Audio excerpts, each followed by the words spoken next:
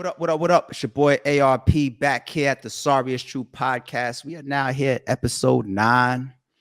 Yeah, we not crawling, we walking though. We walking. I'm gonna get up to my jog. You know what I'm saying? I'm gonna get up to my jog, but we do have a lot of topics to cover today. I feel like there's gonna be at least 10 parts that come out of this particular sit down here for episode 9. I told y'all before, I'm gonna be a guy that has, 1,000 videos on the channel related to the Sorry is True podcast, but I'm only going to be up to like episode 20, so I try to sit down and make the most of my time here with y'all. I got a very busy schedule. If I did a video of a day in the life for me, man, I'm telling y'all, a lot of y'all be very interested. There'll be a lot to see. I don't stay still for too long. I literally have to schedule time to sit down here and do these podcasts. I have to figure out what day and what time. And even that sometimes gets bumped. I do my best, but I promise y'all, we ain't going nowhere. I love rocking with y'all and doing these episodes and doing these topics. So, you know how we open up. I want to know how everybody's doing out there, how things have been going. Are y'all in full Christmas mode yet? Full holidays mode? We got through Thanksgiving. Hopefully everybody had a good time out there with their friends and their family. Oh, hold on. Before I even get into any of this intro stuff and the mini topics and the main topics, let me get this out early, man. I got an Invisalign review real quick. If y'all hear any slurs or lisp in my speech on like S's and shit right now, I just got Invisalign put in last week. And I'm going to let y'all know my feedback on it. I didn't get Invisalign because I have a problem with my smile or nothing like that. As a real young kid, I got braces. Or I had braces. So my teeth are pretty straight for the most part. Mom Dukes took care of me. I think that's the time to knock out braces, when you're young.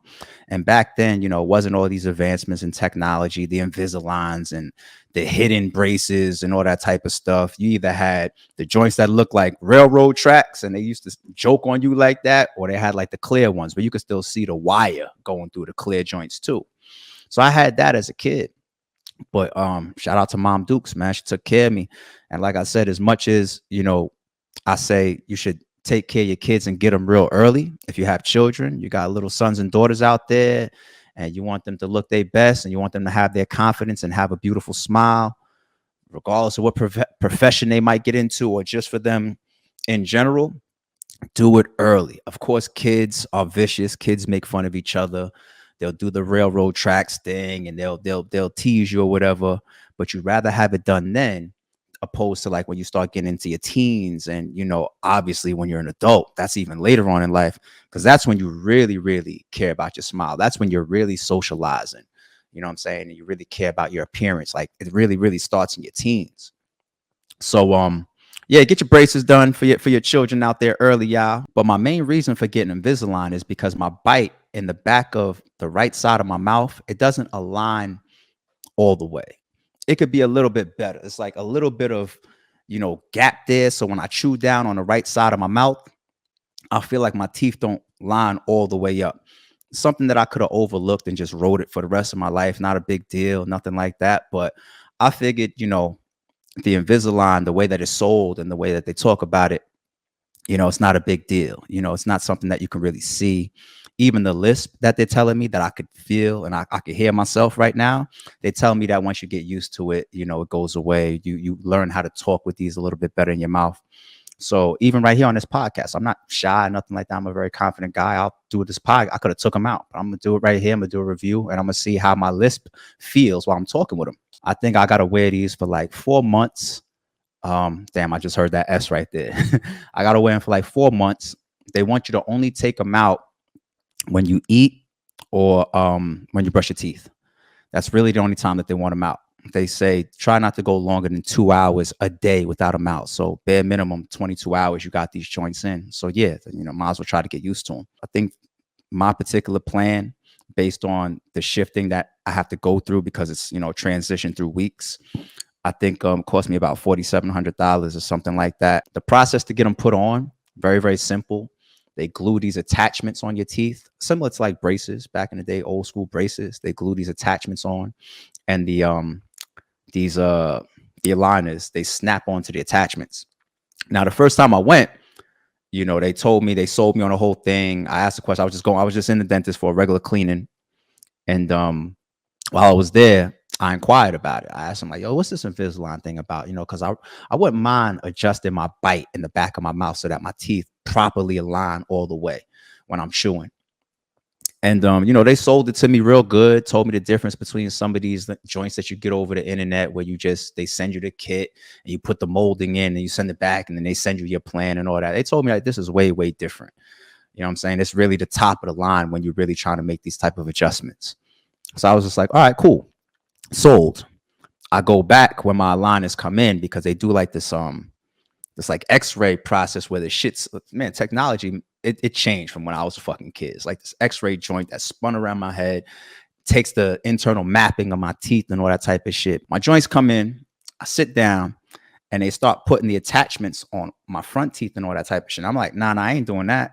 I don't have a serious problem that I'm really going after like that. I don't have a problem with my smile or nothing like that. So nah, I ain't doing that.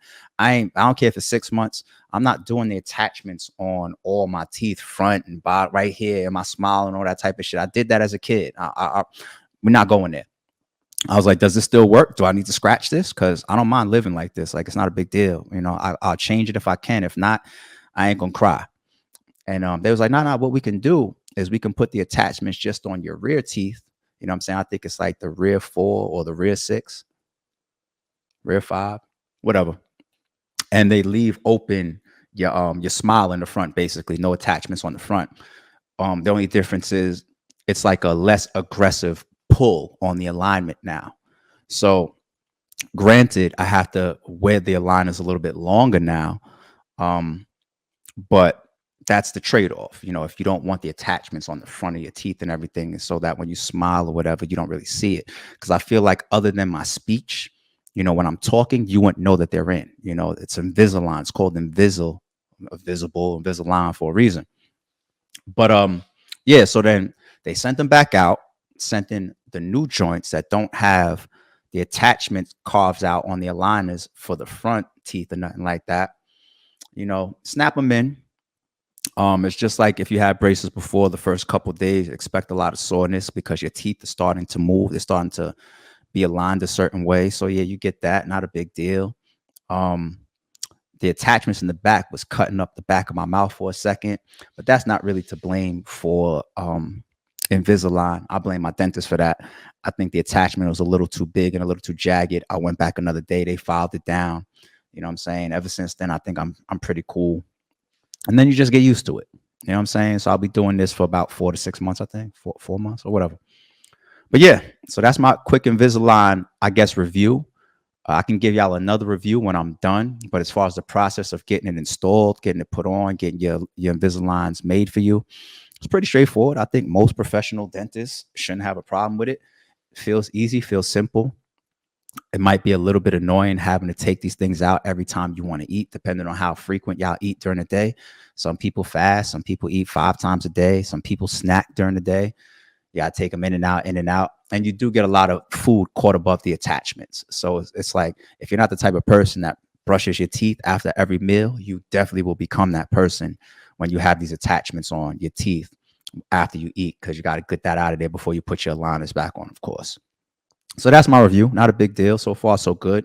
I'll give y'all end results on how I feel later on. I know my bite in the back better be corrected because that's the main shit. I ain't doing this 4-month joint for no reason. All right, so that's just a little quick update on something that I did recently. I figure I'll give y'all the review for anybody that's interested in getting it done. My light Invisalign journey. But if it helps somebody with information out there, why not?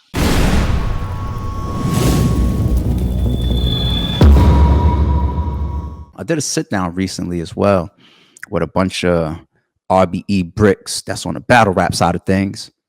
And somebody on the interview with me, or the sit down with me, brought up like, you know what, next time we rock out, we're gonna go back and forth with a bunch of questions about sneakers. And it made me, explain that I'm not really a sneakerhead. I don't consider myself a sneakerhead. And I kind of wanted to get into that, just as a small topic here with y'all. When it comes to sneakers, for me, I started out collecting Jordans like long time ago, like in my late teens, and then all through my 20s, I was collecting Jordans heavy. I was ordering on all the major websites back then. I was ordering on eBay. I had an account and I was very popular on the Nike Talk forum. For people that remember that, I don't even know if it's still around, but I used to be in the Nike Talk forums. Um, I collected a lot of Jordans, a lot of Jordans. I never rocked with any of those fusion type of J's. Never cared for them. The sneakers with like a little bit of the fours mixed with a little bit of the sixes or whatever. I hated those. And I never really jumped towards too much of the colorways that weren't the same as the originals, or at least the first line of retros, because like look at a sneaker like the fours, like how many times have they come out, right? I never really, I wouldn't turn around and get like some fours later on that like are purple. You know what I'm saying? I stuck to the OG colorways. Um, but my Jordan collection is serious. I don't wear Jordans anymore, really. I might throw some 11s on here and there because I bought a couple pair of 11s recently, like in recent years, and I bought them for wearing. But my other, 11s, like original 11s and the first wave of retro 11s and all that, I don't wear them. Along with all my other Jordan collection, I just don't wear them. Like they're just stashed as collectibles for me. After that, I just got into heavy sneaker buying. Like it was almost like passing time for me. Like I remember I was working Midtown Manhattan. I would go out on my lunch break and I would just walk up Fifth Avenue and just buy a new pair of sneakers like once or twice a week. Sometimes more frequent than that. Now, fast forward to the third phase of, if you want to call me a sneakerhead, I don't consider myself a sneakerhead. My third phase is my current phase, which is I only buy sneakers that I will wear now. That's it. Now, I still buy a shitload of sneakers, but nothing that I want put on my feet and have a particular occasion that I rock them for. Sometimes I might buy a pair of sneakers and they might sit in my closet or sit in my display, and I'll get to why I have a display now. They might sit in my display for months or years, and I'll never wear them. These sneakers that I have out right here, I've never worn these yet. They're still in the vacuum, plastic lock joint. These right here, I got these because it was my first time walking in the store and seeing a sneaker that didn't have laces and had buttons to tighten the joints up. And I guess that was like my little nostalgic tie to Back to the Future and shit like that. You know what I'm saying? So when I saw these, I thought that was cool. And I think that it's a decent looking sneaker too. I had these in black as well. So I copped these, but these is $420 I paid for them. The Nike Adapt. And I haven't worn them yet. They're just sitting in my display. But I will wear them. These right here, for example, are some custom, or I guess special edition New Balance. I know it's the lighting. I got to figure out how to show y'all these the proper way because of the lighting. But I don't know if it's going to come on. But it's one of those collaboration type of sneakers. And it got pink in it. And sometimes I come out with little pink situations, whether in my sneakers or something like that. These cost me $400. You know what I'm saying? They're still sitting here in the plastic. Haven't worn them yet, but I absolutely will. I absolutely will. But going back to the explanation of this third phase of my sneakerhead, collecting, is anything I buy now, I will wear, or I have all intentions of wearing. And because of that second phase of sneakerhead that I was into made me give away so much. I probably have given away about, no exaggeration, that's what I'm thinking for a moment. No exaggeration, I've probably given away at least 40 pairs of sneakers over like the last 3 to 4 years, whether it be charity situations that I see, donation spots that I see, homeless. If I know I'm driving downtown or something like that, or to an area where there's a lot of homeless or whatever, I always kept a lot of these sneakers in my trunk. Pull over, see somebody that I feel like, could use a blessing. Pull over, pop the trunk. Yo, here you go. Or what size you? Or boom, you know what I'm saying? Boom, boom, real quick. You know what I mean? I've been doing that for like over like the last 3 to 4 years, and I've given away about that many sneakers. All sneakers that I knew that I wouldn't wear, and it just are sitting there collecting dust. Now, one thing for me when it came to getting into a display case or a display wall is that really pushed me to only buy the sneakers and to take advantage of the sneakers that I had planned to wear.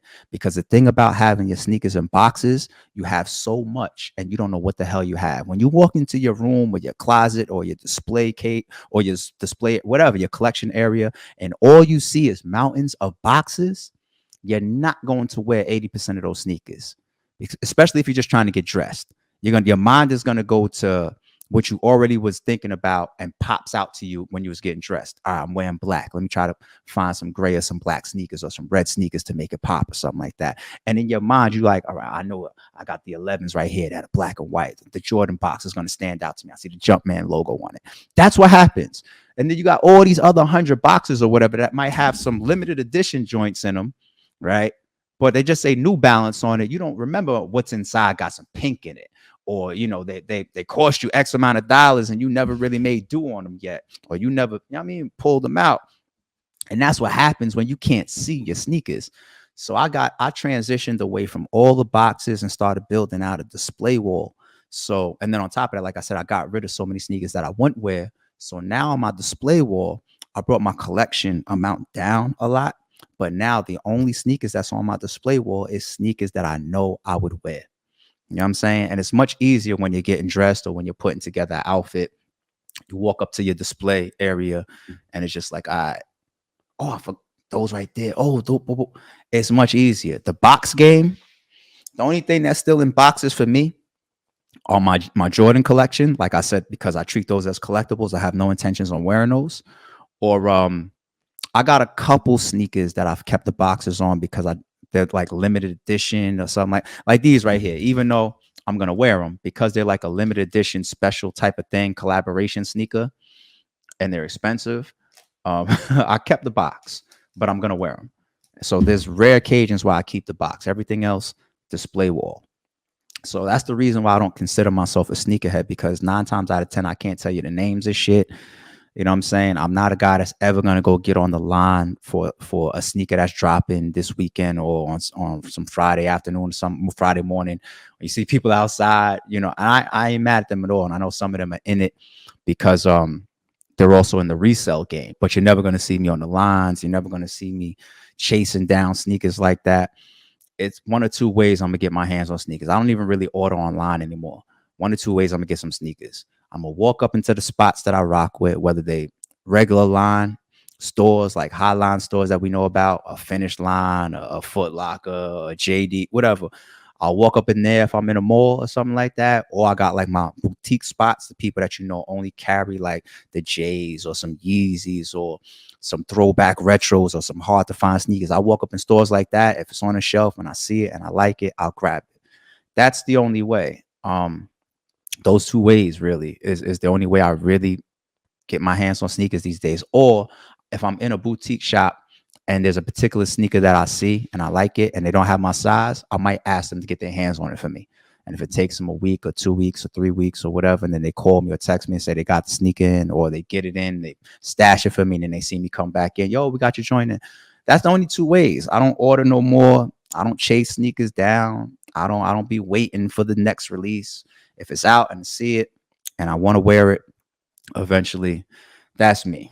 So that's my whole sneaker breakdown, I feel like, because my whole life of sneakers, because people have been seeing me do the sneaker thing on the RBE channel forever. This is dead stock. Look at the bottom, you see? I want to talk about Throwback Thursdays and all that, right? You see the box?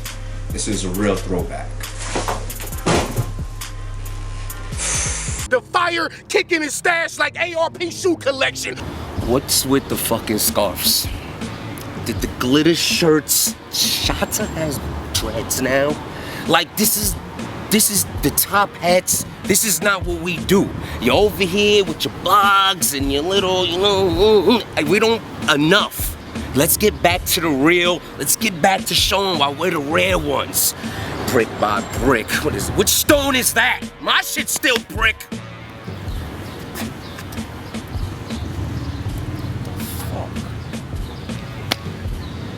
If you still call that being a sneakerhead, so be it. Then I guess I'd be a sneakerhead. I don't really consider myself a sneakerhead because I know how deep certain people are into it, and I ain't that. I'm not on that level. The amount of sneakers I have could be on any level, maybe. But, as far as my approach to shit, I don't consider myself that consumed. So that's my breakdown. Let me know what type of sneakerhead you are.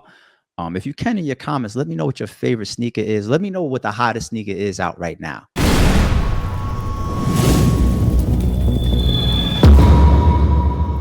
All right, so moving off of sneakers, it's getting a little hot in here.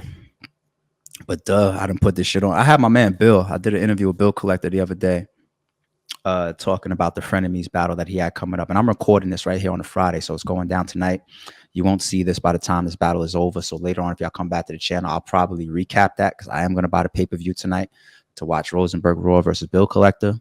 But while I did that interview with Bill Collector, Billy asked me, he was like, "Yo, is that a real fireplace behind you?" And I figured, you know what? I might as well just say that next time I sit down for my podcast for anybody that inquires. But yes, it is considered a real fireplace because it's real fire. That's really the definition of a real fireplace in the real estate world. So it's real fire, but it's not real wood. All right. Like, I have fireplaces in here that do real wood. I don't rock with those too much because of the amount of work and the amount of cleanup that you have to do. And also the maintenance. The more you use your wood fireplaces, then you got all that extra soot going up in your chimney and everything like that. And you got to have people come out and clean this type of stuff, once or twice a year anyway. But it's just more heavier maintenance that you put on your chimneys if you're using those wood-based fireplaces a lot. Like, this isn't going to give off all that soot and smoke or whatever. So the logs are really just like metal, like can just endure the constant flame. But it's real fire. So, it's got these vent strips at the top and it gives off a lot of heat, but it's a real joint, y'all. Okay. All right. It's not digital. I figure I might as well just throw that out there. Flowers moment. You probably seen in the thumbnail. I got all these Eminem CDs here. I feel like if I had to take 3, it'd probably be his first 3, ironically, right? Yeah. The Slim Shady LP. The Marshall Mathers LP, and then which one was this? Curtains? No, the Eminem show. The Eminem show. I remember that one had a Superman on it. I can't be your Superman. Your Superman. That was my joint. I can't be your Superman. But the reason why I wanted to give Eminem his flowers is not because of the fact that he's one of the best lyricists of all time, one of the best rappers of all time, one of the biggest and most successful rappers of all time. That's not why. That's the obvious. I just probably have been one of those people I've been sitting back over the years waiting to see if he ever would just publicly relish in his celebrity and his fame. And I've never seen it. I've never seen somebody that successful in the entertainment business, because there's successful people in the world and you don't know them. You could sit next to them on a train. You could pass him in the street. You could see him at a gas station and you don't know that he's a millionaire or a billionaire or, owner of some huge corporation. You don't know. These are faceless people, right? What did they say? Once again, there's a million millionaires in Manhattan alone, right? Is that what they say? So and I remember I heard that probably over 10 years ago. God knows what it is now, right? Especially with the economy going up. So people are making more money. Probably have 2 million millionaires in Manhattan alone. I mean, and that's just one major city. It's not even a state, the whole state. So there's a lot of very, very successful people. But as far as entertainers, what is it to be an entertainer? If you're a rapper, if you're a singer, if you're an actor, you're a public figure. Your face, your persona, your talent, your image is out there for the public. That's part of your sell. That's part of your success. We all know who Eminem is. People would equate the blonde hair with him or the Nike hats with him or whatever, like, because it's a public figure. All right. It's not a hidden face like we talked about with some billionaire that's from Wall Street. So to see somebody that successful, and that massive of an image to the public, he's a household name and a household face. Never really relish in all that fame. You know what I'm saying? Like, when's the last time I've seen, me personally, Eminem doing some club walkthrough or just out at all these a million events, whether he got paid to be there or not, just on the scene. You don't see Eminem on the scene. You don't see him flexing anything that would even attribute to his success. Like, I don't be seeing these like, think of like somebody like Rick Ross, and I follow Rick Ross because I think he's very motivational, like from the way he promotes himself and he markets himself, and the way he's into fashion, the way he's into cars, does car shows, the way he's into real estate. Like, he puts a lot into that house. Obviously, he's into land. He talks about all the acres that he has. He's into traveling. You'll catch pictures of him and video of him in Dubai, living it up and doing this. And so I think he's a very motivational person to follow. But what he's exemplifying is his success. And a lot of that could be directly tied to financing or finances. It's clear. So if he's taking a dope picture with a Lamborghini and it's a flex and it's marketing as promotion, you're still subconsciously or consciously looking at Rick Ross and be like, oh yeah, you got it. You got the lamb next to you. And we know you own that probably, or we know that you can afford that. Right. So that's really the imagery when you follow a Rick Ross per se. But I haven't seen it come across me where I see anything that relates to flexing or showing off his success, AKA finances, for Eminem. Even when I said the imagery of him, where you equate him to things like the Nike brand, so simple. A Nike headband, a Nike hat, some Nike sweatpants or whatever. That's been his image forever. And I think it's just dope because I tie that to humility. How you could be that successful and not show shit. He doesn't even pop up in the news to me unless it's like new music that comes up, something maybe controversial that happened once in a blue with him still, because he came out being a controversial person. Even now, even once in a blue, I'll hear his name come up in something. Once in a blue, though, you know what I'm saying? But you don't even hear like no regular news type of shit. Like somebody like, I'll see his name come up in news titles recently just from buying a house. The Future just bought this type of house or whatever. Just name popping up. I don't be seeing shit from Eminem. Yet he's still one of the biggest rappers of all time. He could walk outside. He walk into the mall and a mob will create around him. It's Eminem. You know what I'm saying? And I've never seen him try to embellish that or portray that or even reap the benefits of that. You know what I'm saying? Behind the scenes, you don't know what these people do in their real lives. He might have 20 groupies at his crib right now, just like the next man. Who knows? Right? I'm saying as far as what we see in the public, I just think that it's a dope attribute to have when you're that scale of success, public success and public fame. I think it's just such a dope character trait to have. And don't get me misconstrued here. I'm not trying to say that you're not a humble person unless you don't show your success or you don't flex your success. I have a blog or a podcast episode a while ago that's on the channel where I said, celebrate your successes. It's healthy. You can read up on it. It's like scientifically proven how healthy it is to laugh and how healthy it is to have positive thoughts going through your mind, because, you know, when you feel a certain way, your chemistry changes inside. That's why they say stress raises, you know, things like cortisol in your body, and your stress levels, stuff like that can lead to cancers and whatnot, right? It's healthy to, you know, celebrate. It's healthy to feel happy. It's healthy to laugh, like physically. It's scientifically proven. You know what I'm saying? And me, I celebrate myself. I don't necessarily have to get on camera and say, yo, guess what I did? You know what I'm saying? Yesterday, I just closed this deal. I just did this. Or I made this. Like, I don't have to do that. But I promise you, in my real life, I make sure that I maintain a level of happiness, and I celebrate, and I give myself these moments to enjoy my accomplishments. You have to. It's healthy. It's productive. You don't have to let somebody pat you on the back. You have to celebrate yourself. There's nothing wrong with that at all. And if somebody tells you anything different, get away from them. Celebrate yourself. All right. You only live once. But I just don't want people to misconstrue what I'm saying here. I'm not trying to say that you're not humble unless you don't show your success or your celebrations. That's not what I'm saying.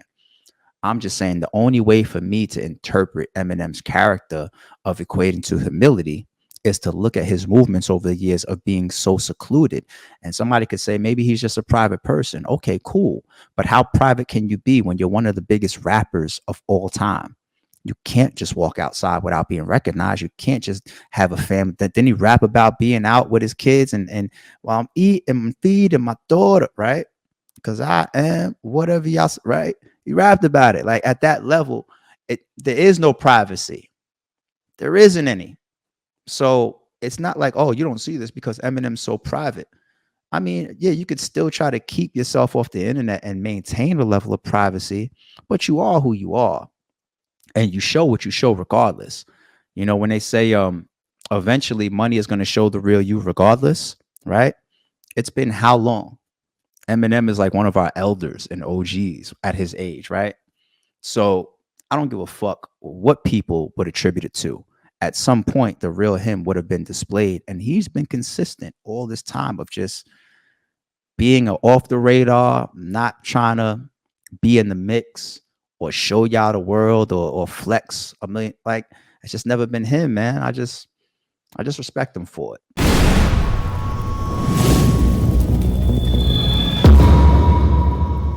This topic here of TI. Did TI snitch in a recent interview? Or did he reveal something about himself that people would stamp as snitching? I got a whole segment that's going to be recorded in this podcast right here called Stop Snitching. And I think I'm going to record today 6 parts of it, and it's going to drop along with the rest of this podcast. So the backstory of this is a recent interview has come out with TI. He was being interviewed, and he spoke on a situation where he told on his deceased cousin. I believe it was about a gun charge or something like that. He said that his lawyer approached him, told them I could make this all go away, and I'm slightly paraphrasing, told him I could make this all go away, and we can go about it like this. And I believe T.I. also says in the interview that he got permission. So I assume some type of pre-permission before his cousin passed away to do this. And I think that T.I. looked at it like, okay, it's my family member. Well, this was his explanation. This is my family member, and he gave me permission. I think for the most part, people weighed in on that because T.I. has had that allegation on him for a very long time, ever since his huge gun case, right? Whether it's people that have not gotten along with him for the moment, that's what they go to. Oh, yeah, by the way, you had machine guns and silencers and everything like that. You only served this amount of time. How'd you get off? And boom, boom, boom. Right. So that's what they go to. And even T.I. has had moments in interviews, large platforms where he's addressed it on his own social media. I've seen occasions with him over the years where he snaps and he goes, man, I wish somebody would call me a snitch to my face. So he's entertained this, addressed this, and spoken on people putting his name and snitch in the same sentence for a very, very long time. He's done it publicly, and I'm pretty sure he's done it a million times privately, right? I guess at the root of it, his reputation of what we portray him as and how he's come into the game is Mr. Rubber Band Man, you know what I'm saying? Ex-dope dealer and trap god and all this type of stuff, right? So when you have this street reputation of you being this and you being that and being bankhead and all that, right? Coming from where you come from. If you have an allegation of being a snitch around you or on your name, it's not good, right? Even when he was running with Alpha Mega, that was a part of his team. Alpha Mega had those allegations that came out, and Alpha Mega kind of did an interview and admitted to it himself of what he did while speaking to authorities and putting somebody else in. Right? He said it himself, and T.I. put Alpha Mega out of his group and disassociated himself because that public stigma of we look at you like this, T.I., and you got this guy that just admit to it, and we got this other guy on video saying that Alpha Mega did this to me, you know. So I think T.I. had to disassociate himself for the sake of his career. And I'm not mad at him at all for that at all. And maybe that is also his own morals. Like, you're my man, and I didn't know that you had this type of situation, so I don't want to be associated because maybe I don't trust you. Backlash from people that look at you a certain way can also come to me, and I don't want that. You know, so you're justified. Now, you can't be mad at T.I. for that at all. But these are all occurrences across his career. And here comes this recent interview that drops. Got short hair in it, so it's not even something that I guess was just recorded recently, but it recently came out. I feel like y'all get caught up so much in trying to create gray area And trust me, in the 6-part series I'm going to get into, we're going to break a lot of this down further with examples. Like I said, y'all create too much gray area. Snitching is very straightforward. It's very, very straightforward.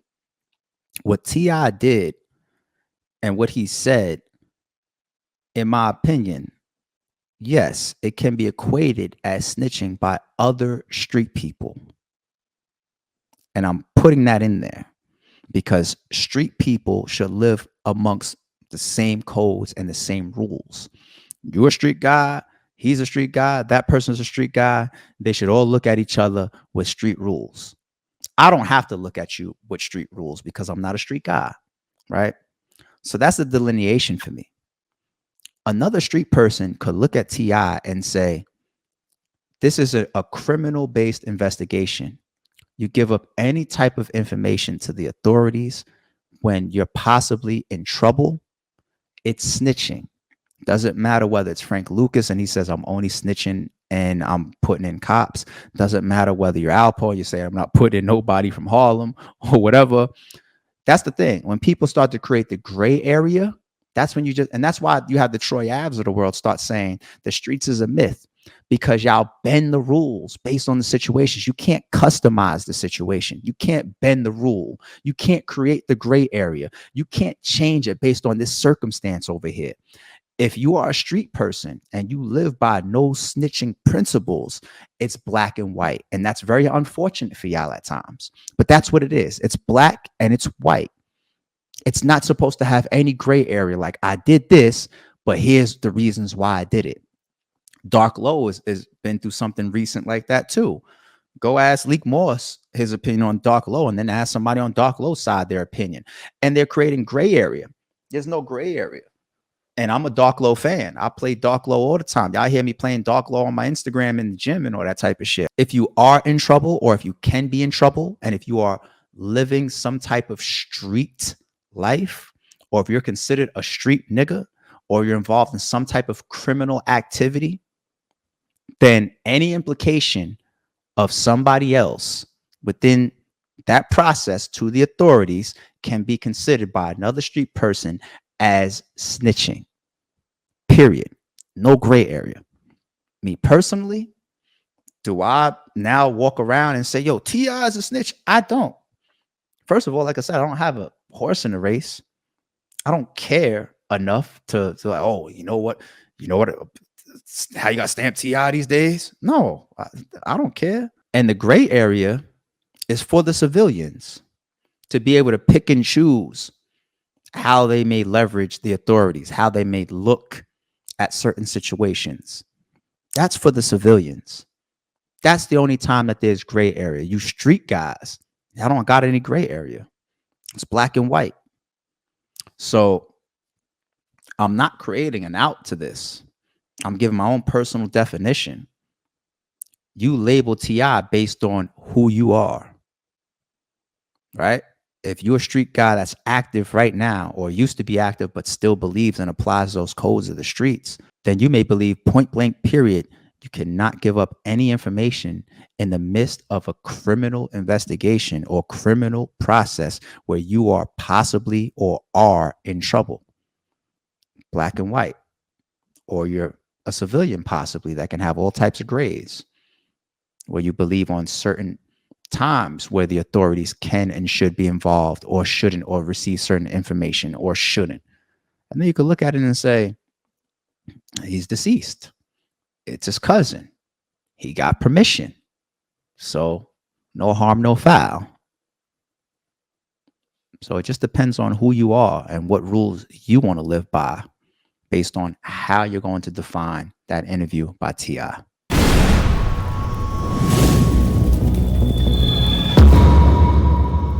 All right, so we're back here again to talk about Marquise, 50 Cent's son. You know, the recent olive branch statements that people are discussing, you know, from son to father. At the end of the day, they're blood. They look alike, right? I think it's interesting because I have a certain take, a certain perspective on the response or why 50 is managing it this way. It's basically, you know, Marquise saying that he's ready for a sit down. He's reaching out. 50 has him blocked on social media. It doesn't have his phone number or whatever. He can't get in touch with him. So a public statement is the only way to really get word out and get message out to 50.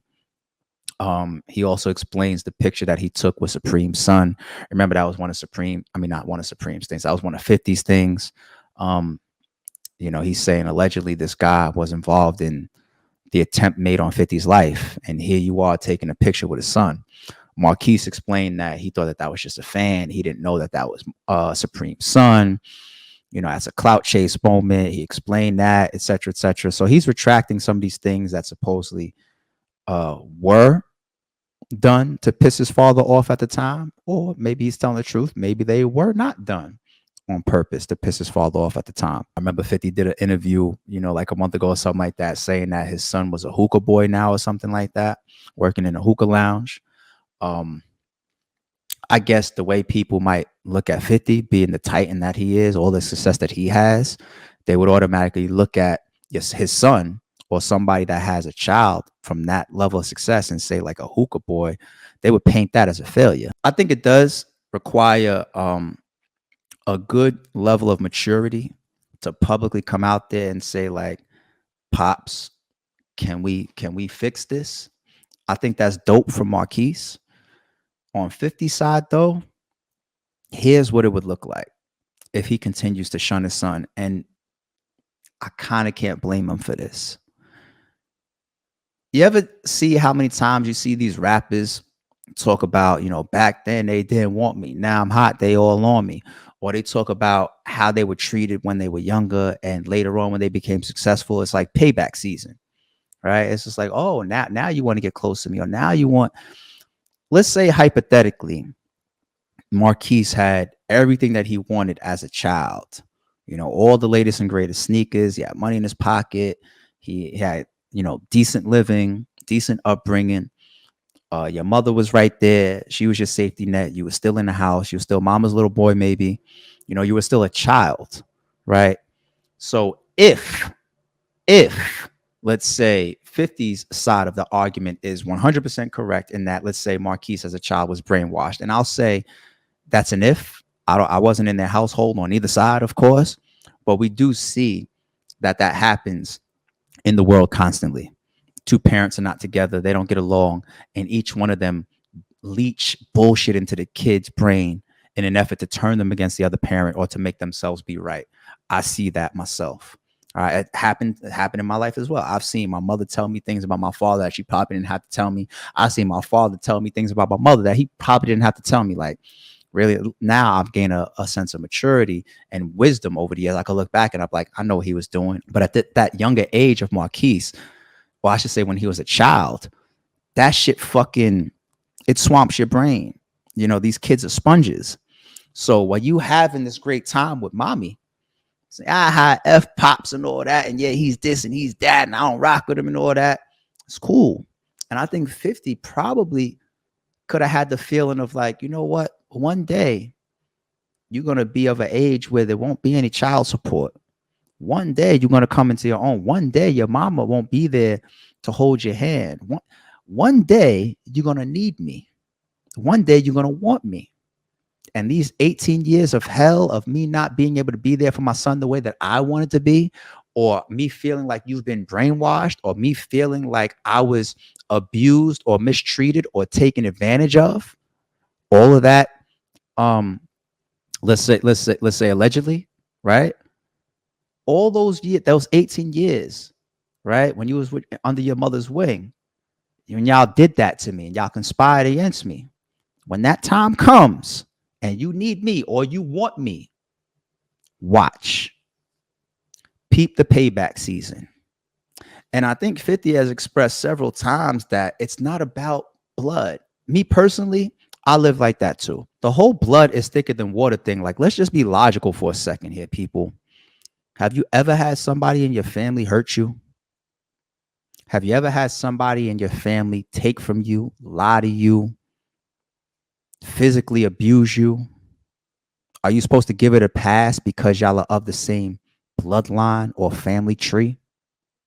No. People are people. Humans are humans. If you mistreat me, I don't give a fuck if you're related to me. I've said this before on the channel too. I've been sued by family. Sued by my aunt over money, over some material bullshit.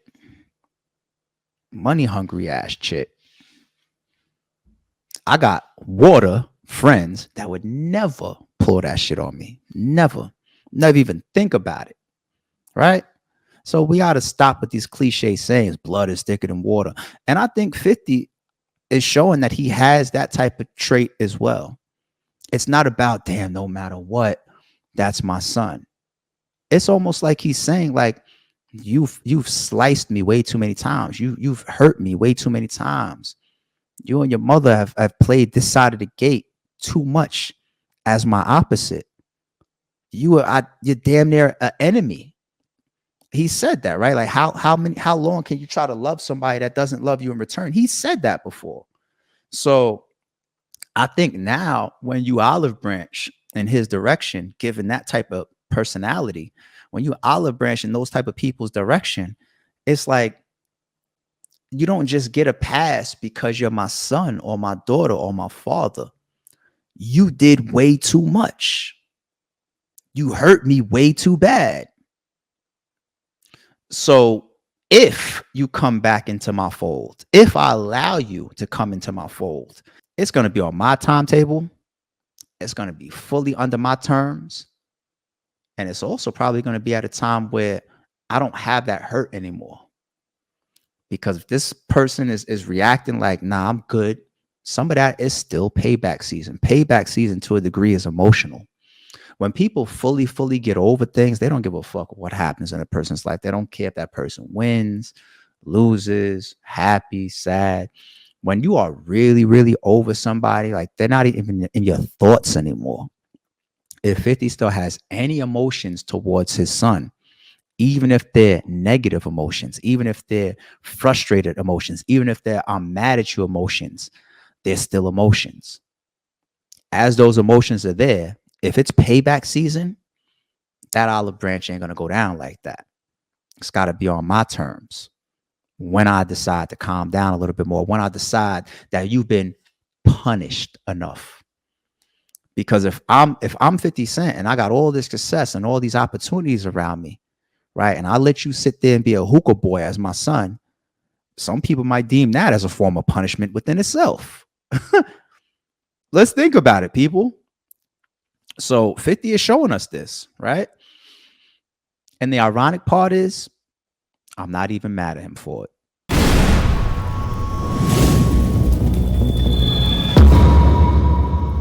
Let's get off the topics involving these celebrities for a second.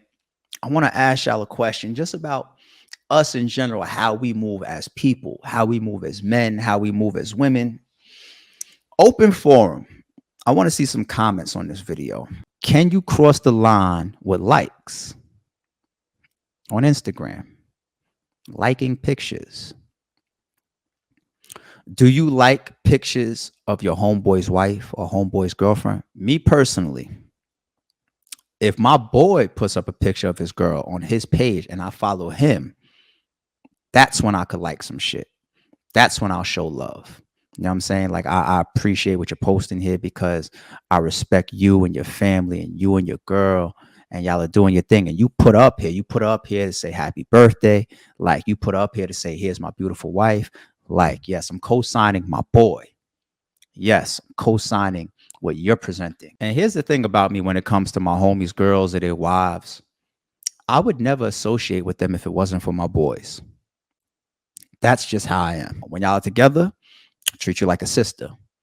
You know what I'm saying? You're invited to all the outings, anything that I'm involved with, that your man is involved with, you're welcome. You know what I'm saying? I'll buy you Christmas gifts. I'll show you the utmost respect and the utmost appreciation and the utmost love. But if you separate from my homie, if you break up with my homie, if you get divorced with one of my homies or my friends, I have no association with you. I have no friendship with you. I have no dealings with you at all. All the women in the world, this is my personal code. All the women in the world, I have no interest of dealing with somebody that was of a certain level with one of my homies. You know what I'm saying? Now the whole, like, let's say passing a woman around, right? That's young shit. That's like high school shit to me. Like, if it was like, yo, you was with her and then I was with her, or you dealt with her, and I'm not talking about you happen to sleep with her and then I happen to sleep. I'm not talking about that. I'm talking about like you dealt with her and then I dealt with her. That's like young shit. You know what I'm saying? Like, I remember one time one of my boys, he was, and this is like later in our age. You know, it's like recent years. Like, it's like within like the last 5 years, one of my boys is talking about possibly getting up with a girl from high school. Like, they started talking again. And I was with this girl from high school. When I say with her, like, we didn't have a relationship, but we slept together. And he knows that we did. And I told him straight up, like, I didn't pull no punches, didn't try to wiggle around it. I'll be straight with my people. I was like, nah, we ain't doing that. Cause I know the level of life we at right now. We at a level of life now where if you date a woman, that woman could turn into your girlfriend. If you keep a girlfriend around long enough, that woman could turn into your wife. You could possibly have kids by that person. I told him, I said, I'm one of your best friends, man. I'm not showing up to that wedding as your best man, knowing, nah, we ain't doing that. All the women in the world, nah, like, what do you bugging? You tripping. I'll tell them, like, yo, why the fuck would you try to go there of all places? I just personally feel like all these women in the world, like, why would you possibly try to entertain at a serious level a woman that you know your best friend used to take down? I don't know. It's just there's no need for it. There's no need to create that dynamic in a world full of women. To me, said that. Let's now spin back around to social media. If I dealt with a girl or deal with a girl, whether past or present, at a certain level, that higher level, where you know, like, oh, nah, this ain't just no one nighter, or, you know what I mean, like, he didn't introduce me as, like, I don't know, you could have her or whatever. Yeah, I'm saying, you've seen this person around me for maybe months or maybe years, right? If that person puts up a picture on their Instagram, and let's say she got a fat ass, and she's obviously showing her assets in like a picture, like maybe leaning over a banister or something like that. Is it weird if somebody, one of your boys, likes that picture? Because here's the thing that we all know, whether it's said or not, certain type of likes are an implication. For example, you ever go to your gram and you start to scroll your likes and you see like the same person has liked, let's say, 20 things in a row, right? Now, sometimes that's just somebody that just scrolls real fast through your gram and says, oh, I like this, I like this, I like this, I like this, I like this, I like this, I like this. Okay, cool. Yeah, that happens, I guess, right? But I think we all know that that's supposed to be a message. It's like a form of showing interest in this social media era. I've confirmed that. I don't know about y'all, what would be on some of y'all grams, but if I go on my shit and I see a string of likes, like 20 in a row from the same person, that's their way of telling me, you know. And sometimes women, they do things of throwing out an invitation that still gives you the ability to be first, right? Woman does the whole like. That's almost like saying, DM me. So it comes off as if I initiated it.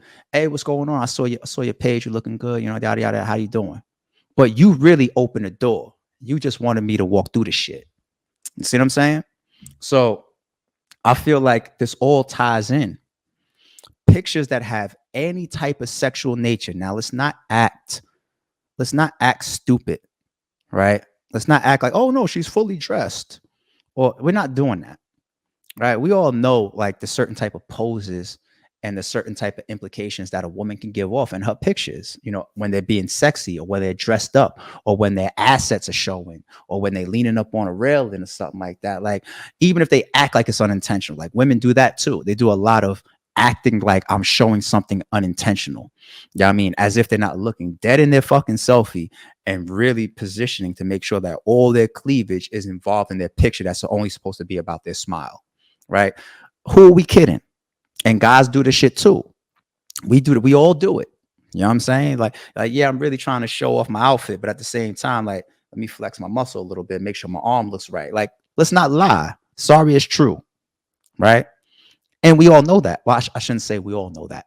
Experienced people in dealing with the opposite sex or the sex of your choice, the sex of your preference, know these things. They know the signs. They know the signals that are being given off. They know what type of pictures these are. That within itself, for me, being an experienced man and a person of wisdom when it comes to dealing with women, let alone I said, A, I won't even associate with you if you're not associating with my man anymore. B, if you ever dealt with my man at a certain level, I would never have any interest in dealing with you as well. Let alone that A and B. Now, equate that to social media and all the drama and the mixed signals that causes now. I'm not liking your girl or your ex-girl or somebody that you dealt with at a certain level, her ass picture or her picture of her giving off a certain type of position or vibe or energy, or even if it's the classiest picture ever and she's just looking beautiful. I feel like it's a little bit of a violation to ponder in that realm. Do you feel like that's opening a door to something? Do you feel like all the women in the world or all the men in the world, like, you're doing too much? I kind of feel like you are. I kind of feel like you are. And the only reason I feel that way is because I don't do it and I wouldn't do it. So I think that's just an interesting topic about likes and engaging at any form with people that you know your friends or your family have dealt with. I think that's a little weird.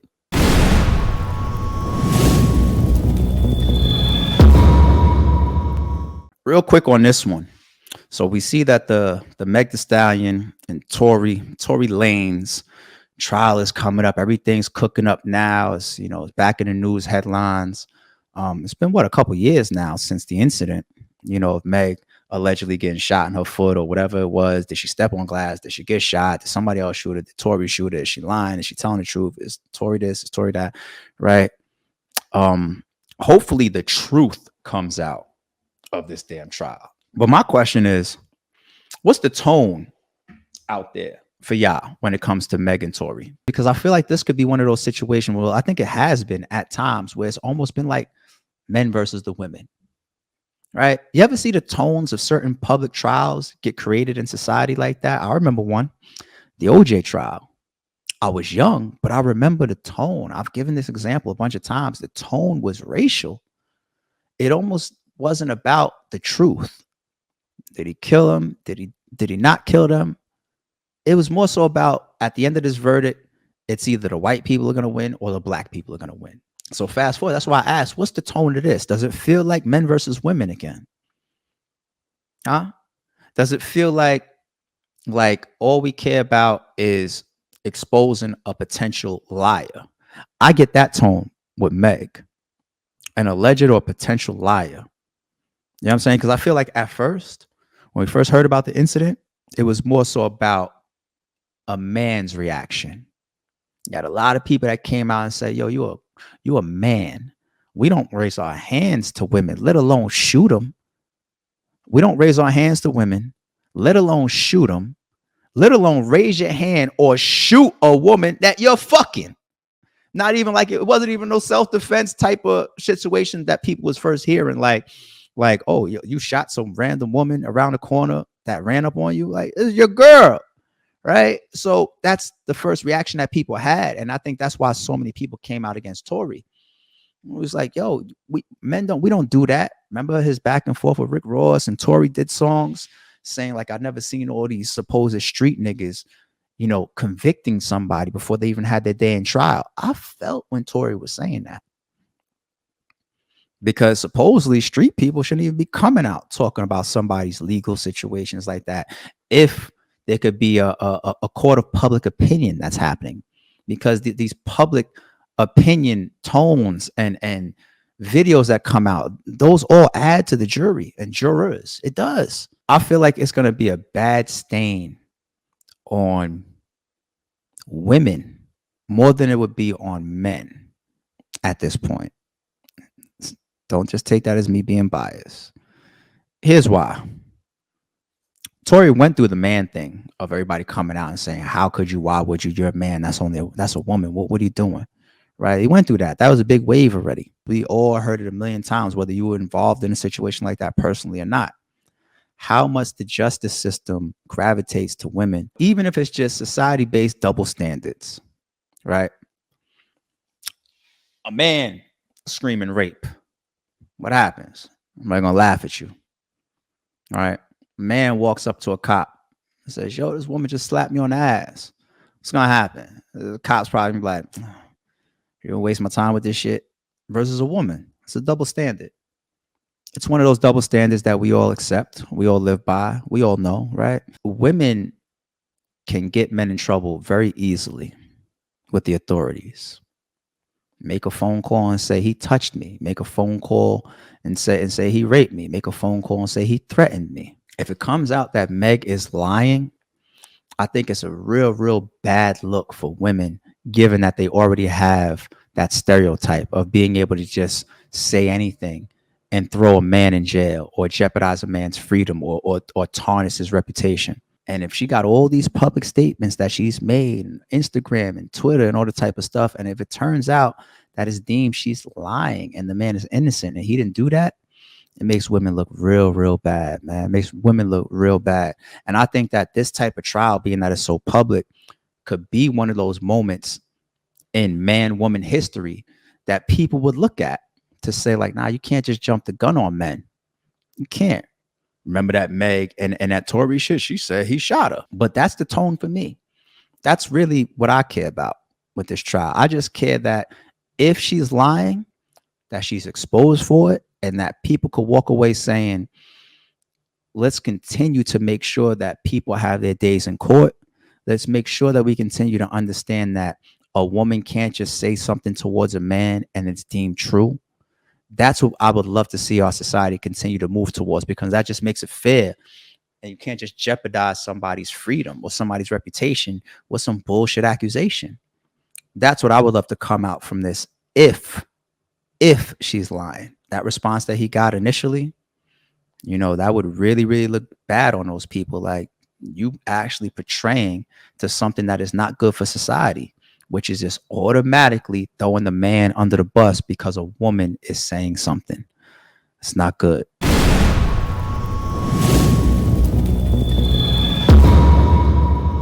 There's been a lot of updates since Takeoff was murdered, or shot, killed, rest in peace.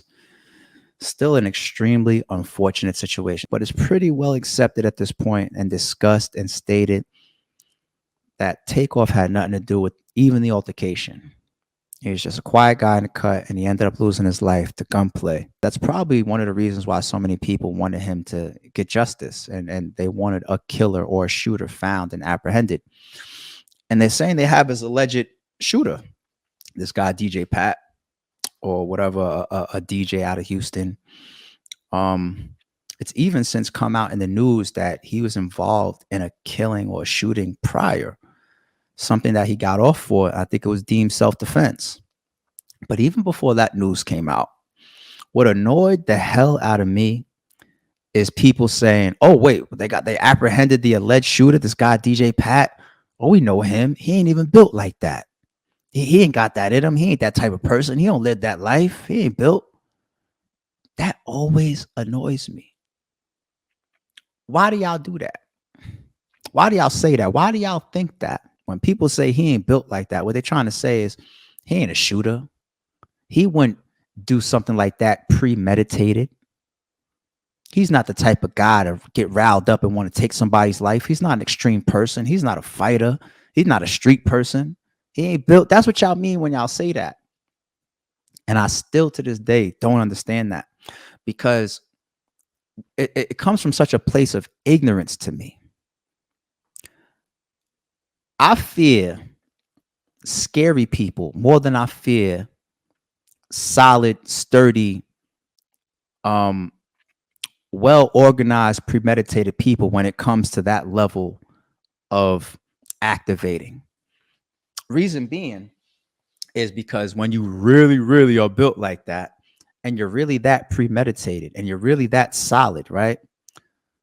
You're going to have a lot of those people that are just so strong within their position, so confident within their position, so calm in their thoughts of knowing what needs to be done to react to certain people that bring certain type of energy towards you. Those people won't be trigger happy, so to speak. They're not going to make mistakes more than somebody that's scary. Somebody that's scary to me could make mistakes. Somebody that's scary moves too fast, doesn't really understand what's happening in flight because they haven't been there before, right? What does Mike Tyson say? Everybody got a plan until they get punched in the mouth, right? You've been punched in the mouth before. You might get in there with Mike and you might realize exactly what to do, exactly how to move. You won't be scared by the fact that it's Mike Tyson.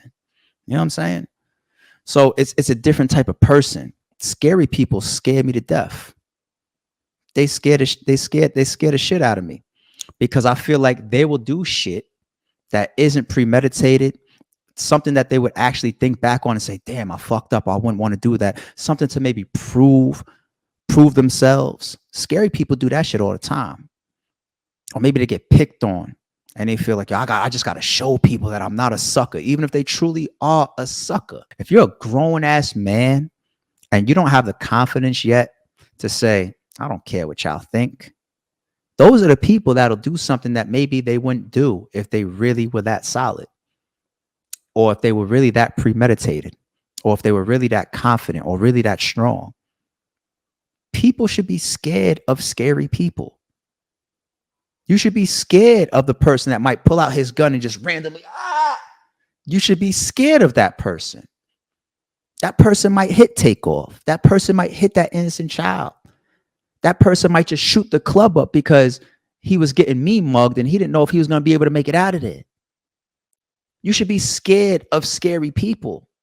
And I'm not even saying that this guy is scary. I don't know him. I never heard of him or I haven't even seen a video of the man. I haven't even watched his mannerisms on camera before. So I have no determination on whether this person is scary or not. I just hate that people say that type of shit. Like, he ain't built like that. So let alone we're talking about, you should already be scared of scary people because they'll react like that and still have the same impact of taking somebody's life or hurting somebody or reacting in an irrational way. Right? We're already talking about the reasons why you should pay attention to those people too. But even if the person is of that confidence, is of that maturity, is slightly solid, just because you're not a street person doesn't mean, oh, he's not built for murder. He's not built like that.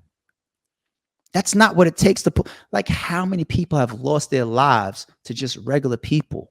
Or just solid people. You don't have to be a blood or a crip or a gangster or a gang member or a street nigga to take a life, even willingly or even confidently. You don't have to be all of those things.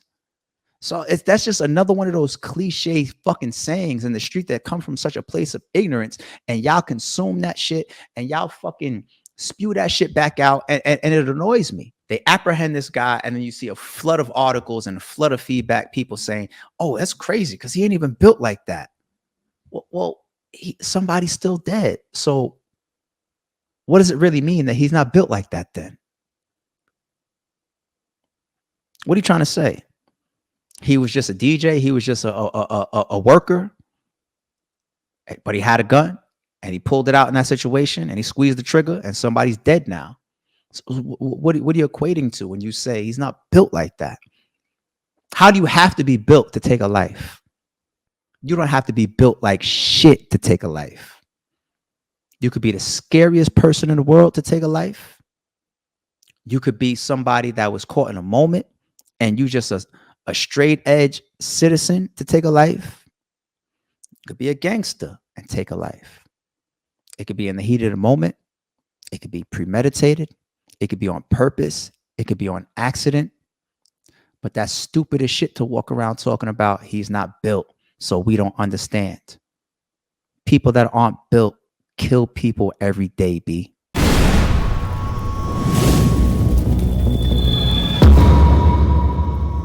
All right. As we continue on here with our topics included for episode 9 of the Sorry is True podcast, if you up to speed so far with these drops and these clips that's been going up on the channel, you know, prior we did the TI topic. But like I said, I have a whole series that I'm going to go on right now, mini series, whatever. It's going to be basically just 6 parts.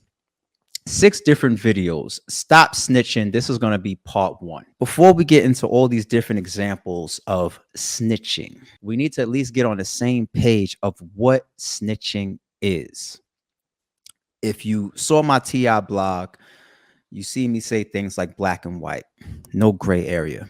What happens when there's gray area when you start to determine what a snitch is? When you have gray area, you create all these variables and all these different circumstances, right? You get to say it is or it isn't snitching based on this little element or this particular situation or this little deviation that happened, or he did this or she did that, or like 6ix9ine, for example.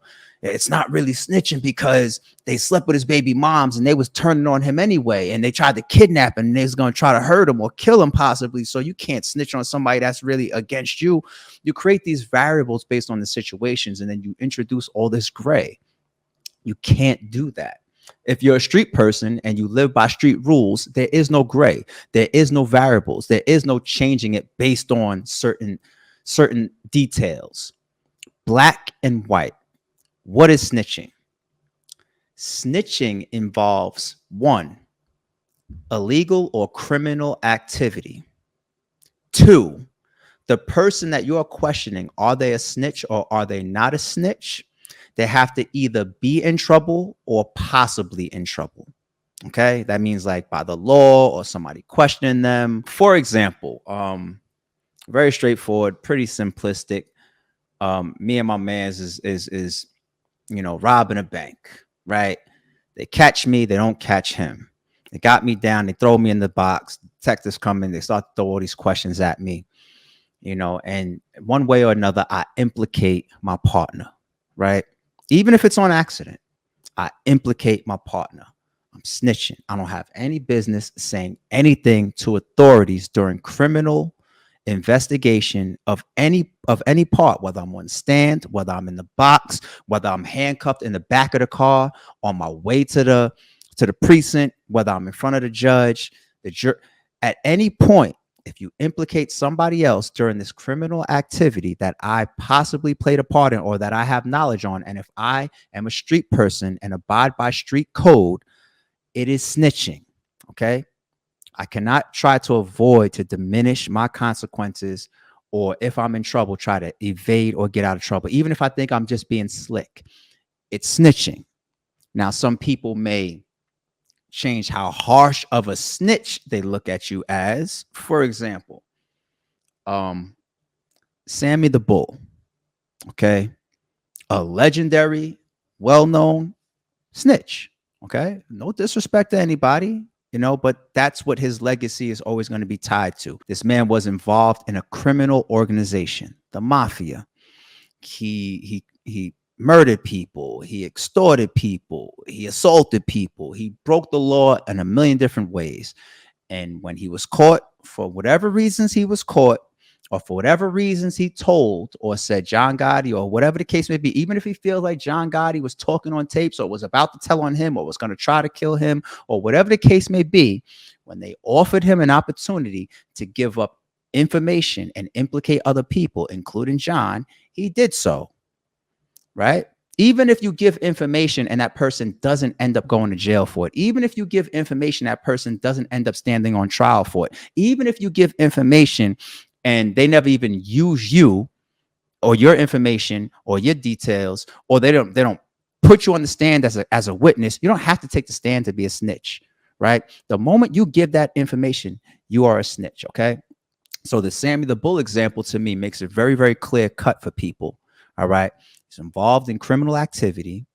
He told on people given the opportunity when he was in trouble or possibly in trouble with the law, all right? Now, you could change how you look at a snitch if you choose to by saying like he's a snitch, black and white, but I don't wish him death based on what he did, right? Because you do have possible accidental snitching, right? You have indirect snitching. An example of the indirect snitching could be like you and I both get grabbed, right? Let's say there's one gun in the car, right? And I say, I know for a fact it's not my gun. Some people would say that that's snitching because you're saying if there's two people in the car and it's not your gun, then you're saying it's the other person's. Some people would say like, no, I didn't clearly say it's the other person's. I just said it's not mine. You decide to play that how you play that when you're in the box, right? But that's what I mean about how people might look at you as far as the level of snitch. A snitch is a snitch, black and white, right? But you have indirect snitching, accidental snitching sometimes too. Somebody like Dark Low may argue like accidental snitching. The reason why I would say that, and no disrespect, I would even put the name in the same sentence as a snitch while making the point. And once again, I'm a fan of Dark Low. All right. I listen to his music in the gym at least 3 times a week. That's my choice of music. You know what I'm saying? The reason why people would say that is because Dark Low himself has a million lyrics saying that you get grabbed by them people. You don't say a single word. Where's my lawyer? You say nothing. You have nothing to tell those people. I don't have any conversation for y'all for none of that. That's all he says in his lyrics. So he obviously understands the street code as far as talking to the authorities. But when he was put in that position, he spoke to them. He allowed them to interview them. He didn't say, I'm flexing my right and say, you know, when you read me my Miranda, you know, do you want an attorney present? And when they ask you, you know, are you being forced to say anything outside of your own will without an attorney, et cetera, and you answer yes to the Mirandas, and then you proceed to give an interview and discuss details about whatever criminal activity or whatever you're in trouble for in the first place. And let's take one step back. Anytime you are in a precinct, a jail, you are in trouble. No cop brings you to a jail or puts you in a detective's box to be interviewed unless you are in trouble. Okay, you don't have to be. If you're not under arrest, you wouldn't have to be there. It would be in your rights to not have to be there then, right? You're under arrest. You're there. You're in trouble. You know what I'm saying? Whether you're proven innocent, whether your lawyer comes to get you out, whether you make bond, whatever the case may be, you're still in trouble at that moment. Or else you don't get taken to the fucking jail in the first place and put in that interview room. And if you were already moved into prison, and then later on during the case, they decide to bring you into an interview and detectives start to question you based on evidence and information that has come in, and then you still proceed to give feedback, yeses and nos, they're going to deem that snitching. So that's why people say that about Dark Low. You know what I'm saying? And you could argue on Dark Low's side and say at least he wasn't intentionally snitching. Like, let's say, for example, if they say, well, yeah, you know, such and such was selling drugs, and he was like, you know, I don't, maybe, you know, we did that together, and maybe he thinks that he's speaking on his own situations that happen to involve somebody else, and that's not snitching because I'm telling you what you guys already know, and it involves me. But it still can implicate others. It could be corroborated information against somebody else at trial. So street guy to street guy, anybody that lives that lifestyle and lives by those codes is going to say that's snitching because you spoke, period. When whether you purposefully or on accident, you got somebody else possibly jammed up, or you said shit that can get somebody else jammed up. So street people are going to say that that's snitching, period. All right.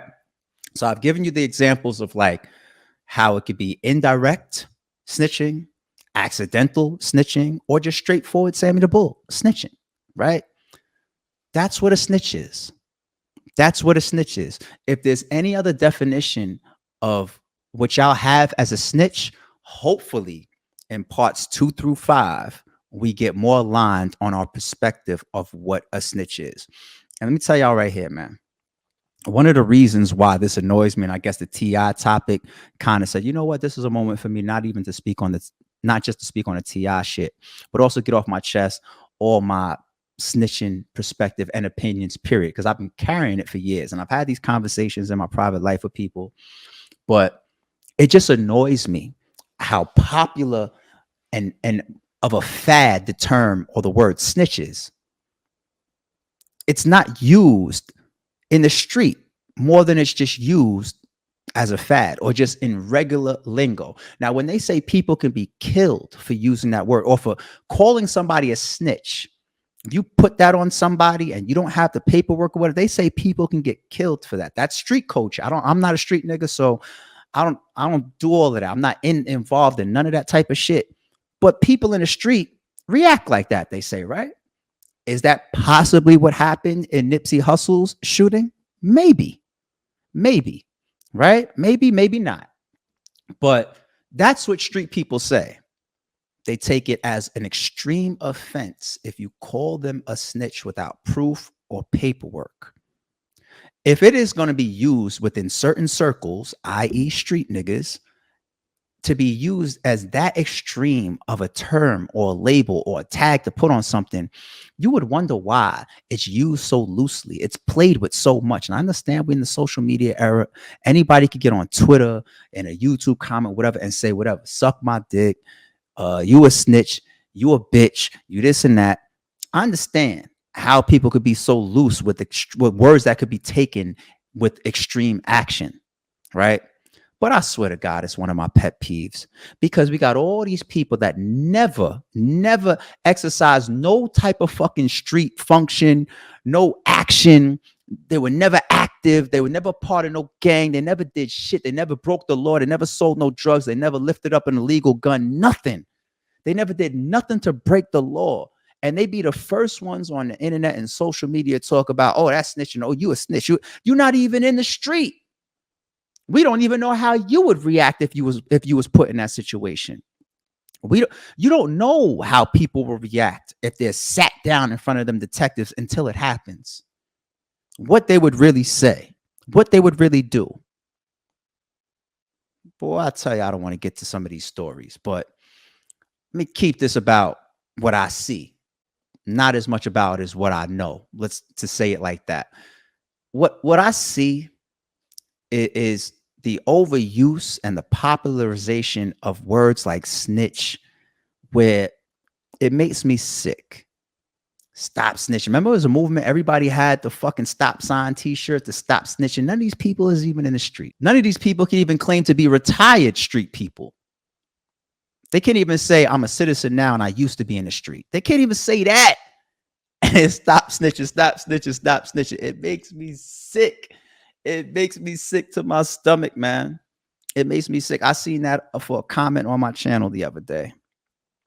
I seen somebody. I did a video about Al Bial, right? And if you watch the video, it's actually a positive video. I'm happy to see that Al Bial has the attitude of staying away from the BS and his old hood and his old block based on, his past. And how would I know anything about his past?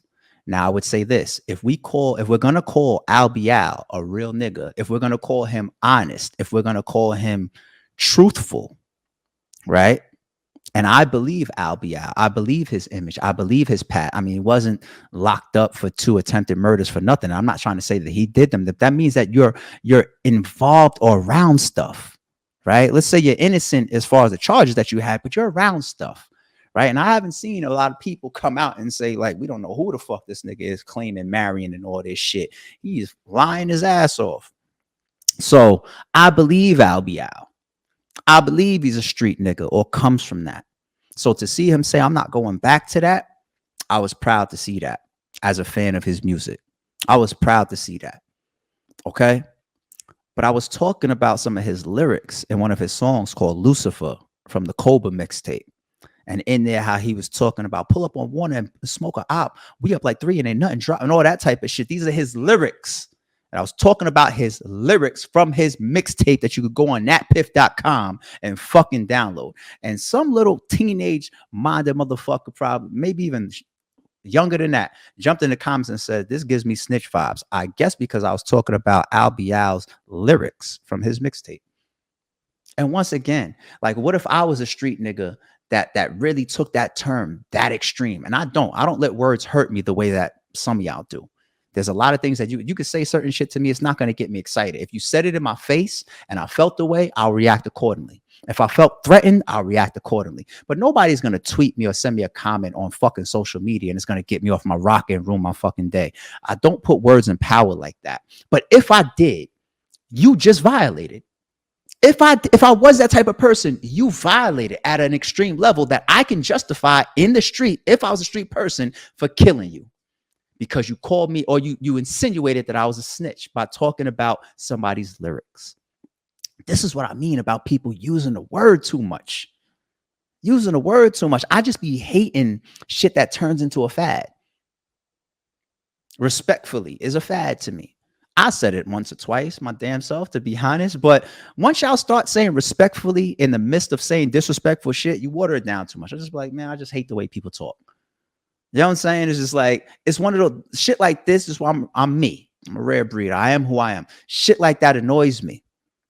And snitch is the same thing. Y'all use the word, y'all throw it around, y'all violate people, and not only have none of y'all, most of y'all haven't been through shit that use the word or the classification. Y'all don't even have the definition correct half the fucking time. Because if you're willing to call somebody a snitch that's speaking on public lyrics, need I explain further?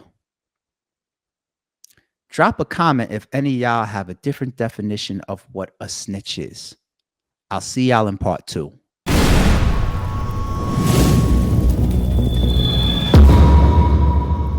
Okay, we right back. Stop Snitching part 2. I'm going to use AR Ab for this one. Very, very well-known situation. Who's AR Ab? Does everybody else watching this know who AR Ab is? I'm pretty sure. This is a hip-hop channel. AR Ab, the top goon of Philly. Later to then start being self-proclaimed as the king of Philly. You know, they would all call him AR Ab, the king, his own squad, his own crew of alleged murderers and killers and street niggas was calling him king, or alleged murderers and street niggas was calling him the top goon. Now, the same way I did with Al Bial, let's establish the belief factor so you understand how I look at AR Ab before I give some of this background. That we're going to tie all of this into the Stop Snitching series, okay?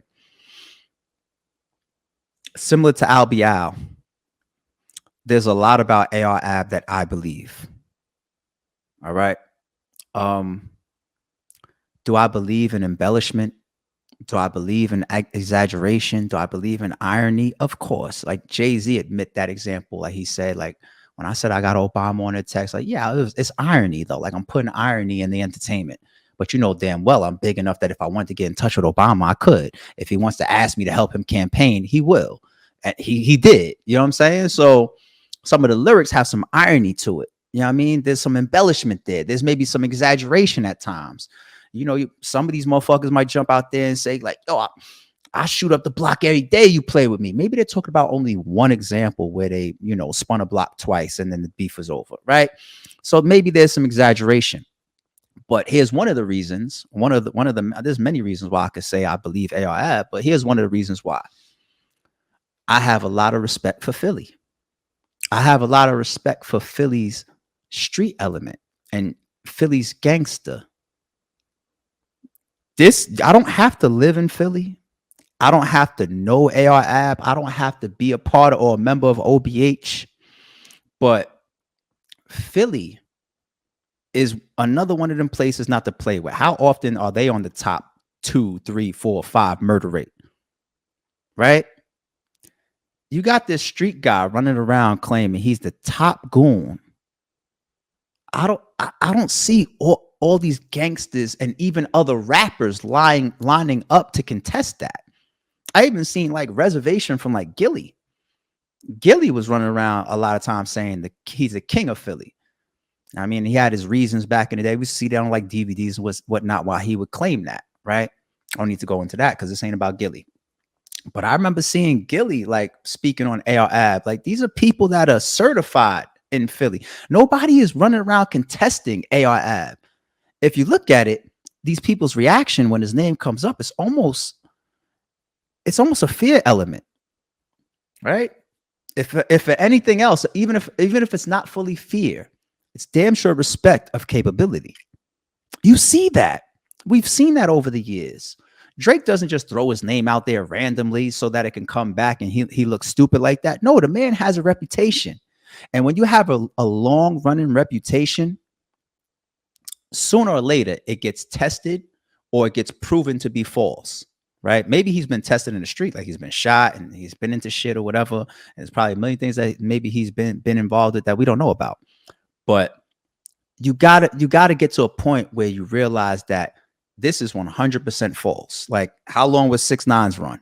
You know what I'm saying? Like maybe he was involving himself in street shit, but sooner or later you find out like he's not a street guy. We met him in Gummo and being a blood and everything like that. That's when most people became familiar with them.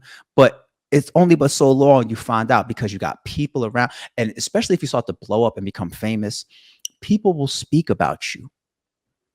People will speak about you. Somebody from your high school, or somebody that used to date you, or old friends, family members, somebody's going to come out and say, "Ooh, Timmy? Timmy was an altar boy. Like, why is Timmy talk about he a big crip now?" Like, that will happen. It only takes but so long, especially as you become popular or famous. All right. AR-Ab can't have this long run of being the self-proclaimed top goon of Philly, and nobody's testing it. And the people that we do see speak on his name give him that respect, give him that space, and possibly even show fear. So even if I don't know nothing else about AR-Ab, my respect for Philly and seeing his run and how people react to him automatically validates the fact that he either is active, was active, but is respected at a street level. Okay. Hence, I believe you, AR-Ab. Now, an AR-Ab situation, and he's been locked up before. A lot of us have heard about the situation with Cass. Shout out to my nigga Cass.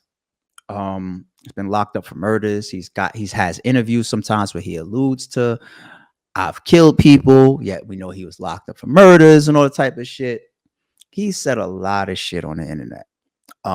There are best ofs and breakdown and collage videos of AR-Ab just saying all types of reckless stuff that most gangsters would never say on camera.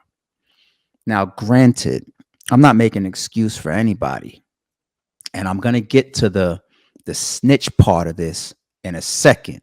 Bear with me. I'm not making an excuse for Ab as far as the things that he said publicly and on camera and in music and on video. I'm not making an excuse for him. I think there's definitely a large part of some of the things that he says in interviews, etc., is backed by the fact that he's trying to be in the industry, he's trying to get record deals, he's trying to make money, he's trying to get bookings, he's trying to make music, etc., etc. And I think he sees, just like, let's say, for example, Lil Durk or some of these other artists, drill artists, when I'm dissing people, when I'm speaking about the streets at this level, when I'm speaking about murders, whether I'm alluding to me being involved or people around me being involved or not, people are more interested.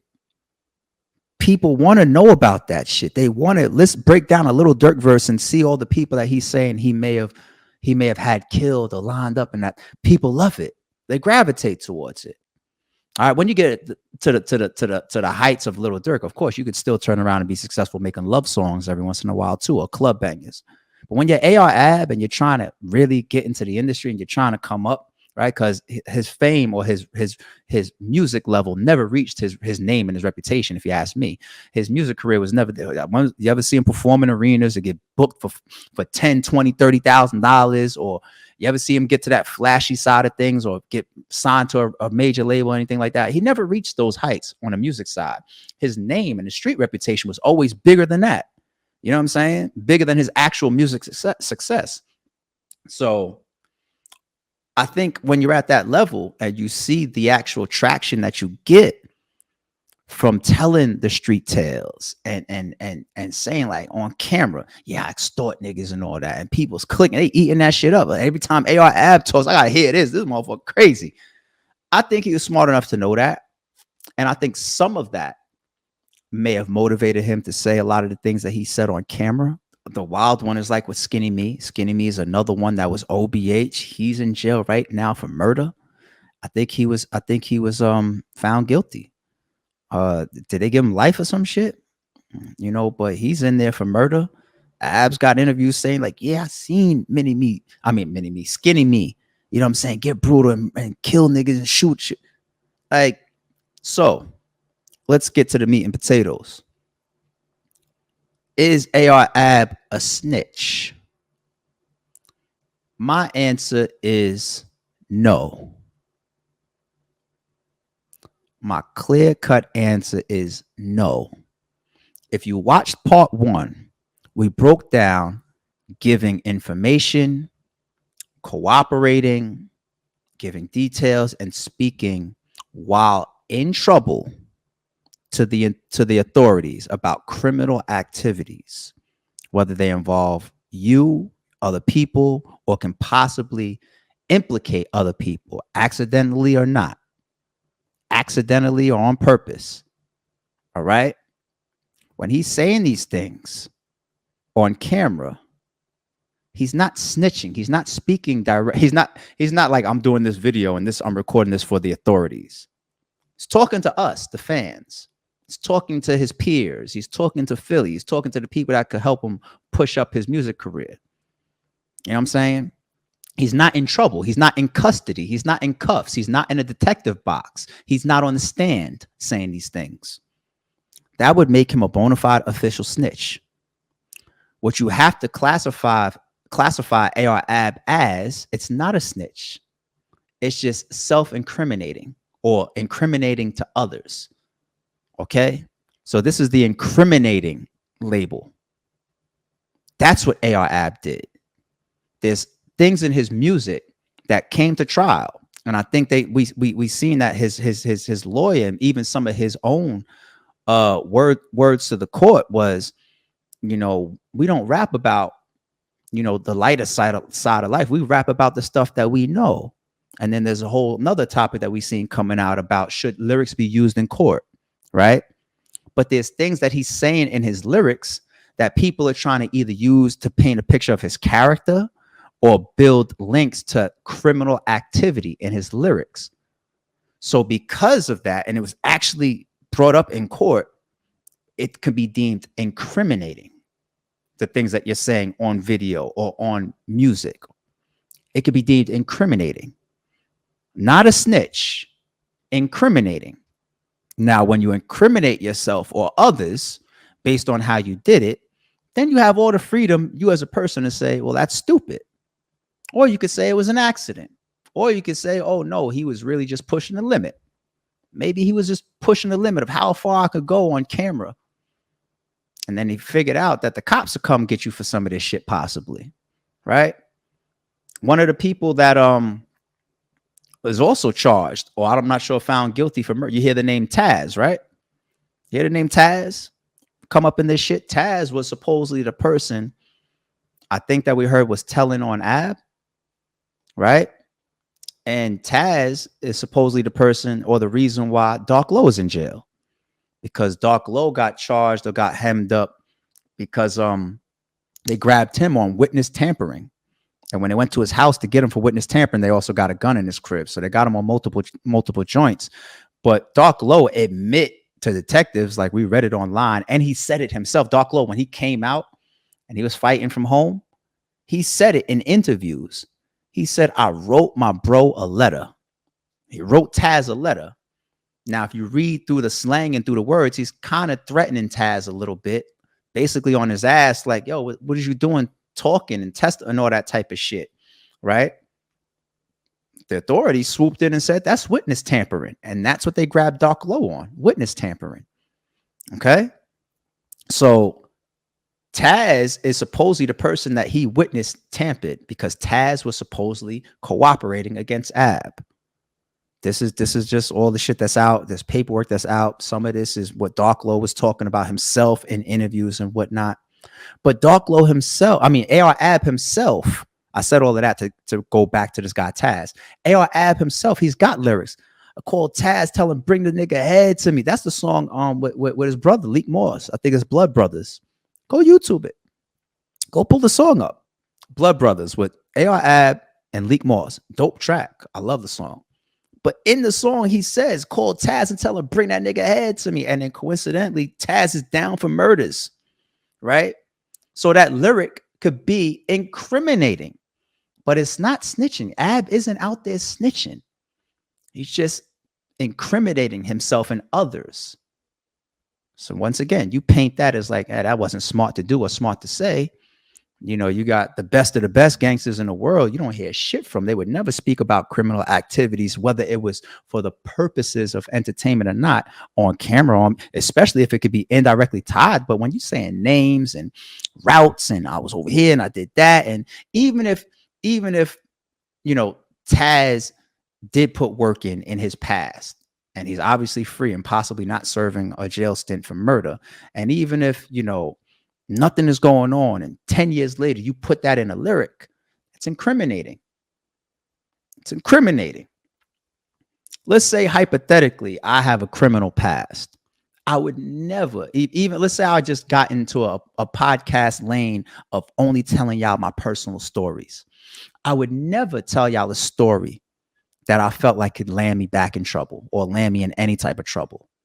It's incriminating. Am I snitching on myself? I'm incriminating myself. All right. And I just feel like people do that a lot. It's all these people that got no street background, no nothing, never did shit, and don't even apply common sense and just using the word fad like we broke down in part one as a fad, like we broke down in part one. And it's just so common and so easy for people to just throw words around like this. All right. But what it really is in these particular scenarios, when we're given this example of like AR Ab, it's not snitching. It's incriminating, because when Ab was in there, he didn't tell them people nothing. If he did, that paperwork would have came out and we would have heard about it. All right. So as we all know, Ab is in there, stand up, and everybody still respects him. Why? Because he didn't snitch on anybody. So you can't look at the videos that he has out, and I see popular bloggers and media like, look at AR Ab in this video, he snitches, and they throw that word around so easily. Is AR Ab snitching in any paperwork while in custody? No. Now, incriminating, possibly. If they went and grabbed somebody else based on his lyrics, I would be mad as shit. I'd be like, yo, you incriminated me. Stupid. The fuck is you doing in these songs or on these interviews? But he's not talking to authorities while he's in trouble. It's not snitching.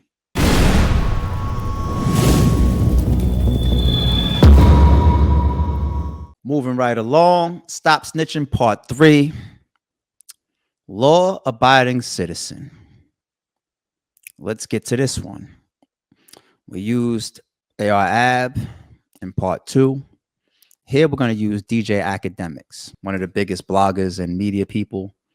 Live streams maybe 8 times a day. I wish I could have his type of pace. Can't hate on the man because he's a multi-millionaire at this point, I believe, from creating content, doing blogs, doing interviews, being in the mix, following who's doing what, realizing who's doing what, and then speaking on who's doing what. He says it himself. He'll get on Twitter or whatever, and he'll scan for content. This rapper just said XYZ. Okay, let me go talk about it. Oh, a video comes out about with Takeoff being shot and killed. Right? I'm going to sit here on a stream and break down moment by moment, frame by frame of this cell phone footage that came out and identify who I think is who and who did what. And oh, there goes Jay Prince stepping over the body and this guy right here with the yellow hoodie. Right? Academics does that type of stuff. Academics will hear a rumor possibly and speak on it. Right? Even if it blows it up further. Right? Because he has a big platform. There could be things that people have done and maybe they haven't been apprehended by the police yet. For example, breaking down that Takeoff video, right? And people will see that and be like, yo, you doing the cops work or you being a snitch, right? We call this one law-abiding citizen for a reason. Like part 2, y'all are using the wrong word, calling academics a snitch when he's telling you he's a law-abiding citizen. To be a snitch, once again, involvement in illegal activity. Okay? What laws is DJ Academics running around breaking? Is DJ Academics in the street? Is he a street nigga? Is he a gang member? Is he a self-proclaimed gangster? Is he any of these things? No. No. And he's telling you what he is. He's telling you I'm a tax-paying. I'll blow the whistle if somebody threatens me publicly. I'll tell the world. I'll tell. Are you a snitch? No, I don't know that man. I'm not up here defending him. What I'm really going after is all these different examples of the word snitch, and I'm classifying them for y'all. And like I said, we're going all the way to part 6. But I think DJ Academics, because his huge platform, is a great example of me showing y'all what a law-abiding citizen is, because he constantly is speaking on criminal activity. Constantly. And I could even see why some of these celebrities and some of these people would get pissed off at him. It's because his platform is so large, and then you start to actually influence other people, because you also got the telephone game. You got people that start talking, the word gets out further, and then possibly the authorities can come, because the authorities are using social media too. These cops and these detectives, you know how much of their work they can do just sitting on the internet now, watching these videos. The same I mean, don't get it twisted. Like a professional detective is going to break down frame by frame that video way better than academics. This is what they get paid for. But you think they don't go online and get some little understanding, some little background, and some little details? And some of them, even if you're being lazy, you could let the internet do the work for you. You know what I'm saying? If you're a detective, you can. So if you're on the receiving end, let's say you're on the run, right? And it's supposed to be innocent until proven guilty, but you're on the run. And then let's say academics does a video saying, like, you see this guy right here? He's the shooter. If me or my people, if I was there and I was, wearing the yellow hoodie, me and my people would be pissed off at academics, because you're spreading the word and you're amplifying it. And it becomes the court of public opinion sometimes, where the jurors could see this, the judge could see this video, the police could see this video, even though, once again, we got to be of the understanding that they're already in the loop. You know what I mean? And they have power that extends far past these bloggers. They can go and subpoena people. They can go and fucking demand video footage that isn't out to the public. Walk up on a store and say, yo, your camera's right there across the street. You see your camera's right there. There was a crime over there. I need your footage from last week. You know what I'm saying? Like, bloggers don't have that power. The cops and the detectives and the FBI and all these law enforcement agencies, the DEA, they have that power. All right. So you got to assume that most of the time they could be well ahead and be way more informed and have way more resources than the average fucking media outlet or blogger. All right. But it's the size of the platform and how far spread the message and all the word goes that can piss these people off, piss these gangsters off, piss these people that are possibly involved, piss off some of the friends and family. Like, yo, that's my cousin that's on the run. And you out here talking about he done shot some shit. Like, it's not easy to watch. I understand that. I understand that perspective of that feeling. But he's not a snitch. And I admit, if I was in those shoes and I seen these bloggers amplifying things, and even using the word amplify is almost wrong to a degree, because the blog and the media ain't do it. They're just putting out or possibly even just regurgitating information. A video comes out. DJ Academics didn't shoot that video. He didn't create that footage. He wasn't standing there saying, oh, criminal activity. Let me record this.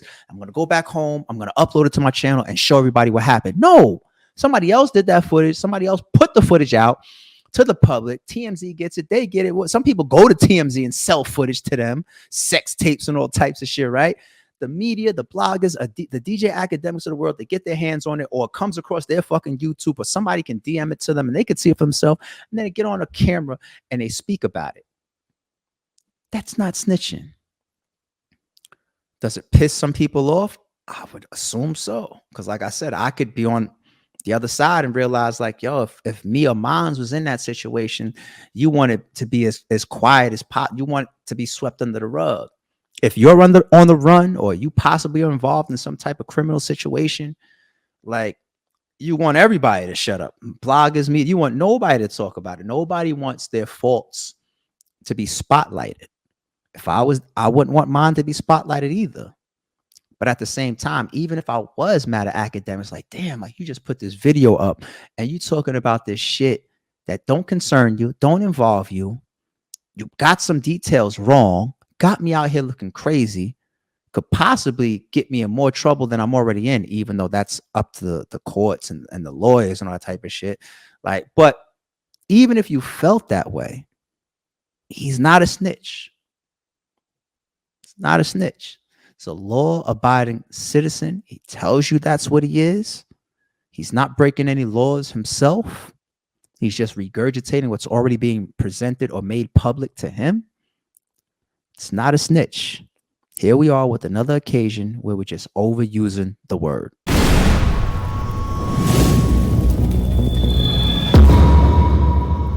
Let's keep it going. Let's keep it going. Let's keep it going. Stop Snitching Part 4.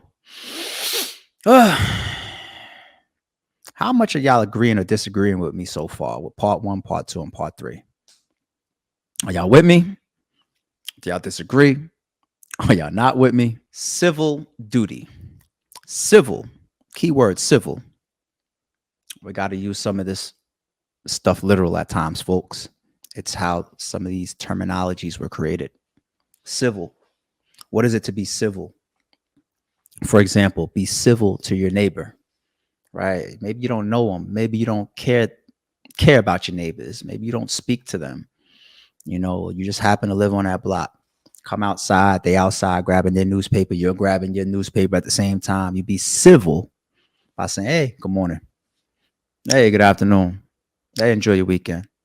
That's like an example of just being civil. It's a word that we can apply to keep what we deem norms within society as it abides to law and general conduct that is expected in a country like America. General behavior. Now add on the word duty. Civil duty. Civil duty implies that if you live a civil life, you have certain duties that you should uphold. I say the word should because there's no laws that say if I seen a crime and I didn't call 1-800-Crime Stoppers that I am now guilty of breaking some type of law. No. So it implies that it is your duty to be civil by doing these type of things. Okay, let's talk about some examples of civil duty as it applies expected to the terminology. Let's go with Dahmer's neighbor. That's a recent one, right? We was all recently just watching that series, that wild ass series. You got his neighbor who's hearing people screaming, who's smelling these nasty smells through the vents, that's seeing some of the people that he abducted at the time half get away, like some of these little boys and kids, and see him out on the street. And then she's calling the police. She's saying, I'm hearing this. I'm seeing this. This kid is outside. He's half naked. Came from Dahmer's apartment. What is going on? She is performing civil duty. I'll give you another one. How about the whole neighborhood that points a finger at a rapist, right? Now, if you're a street nigga and you live by street code, and you point out to the authorities a rapist, then that's snitching, even though we don't fuck with, once again, like we said in part 1, the moment that you start trying to create variables or a gray area, you're fucking up. It's got to be black or white. Define what a snitch is, define how you snitch, and stick to it. The moment you create all these variables, you're bending the rules, and then you got all these people come along, and then they're justified when they say the streets are a myth.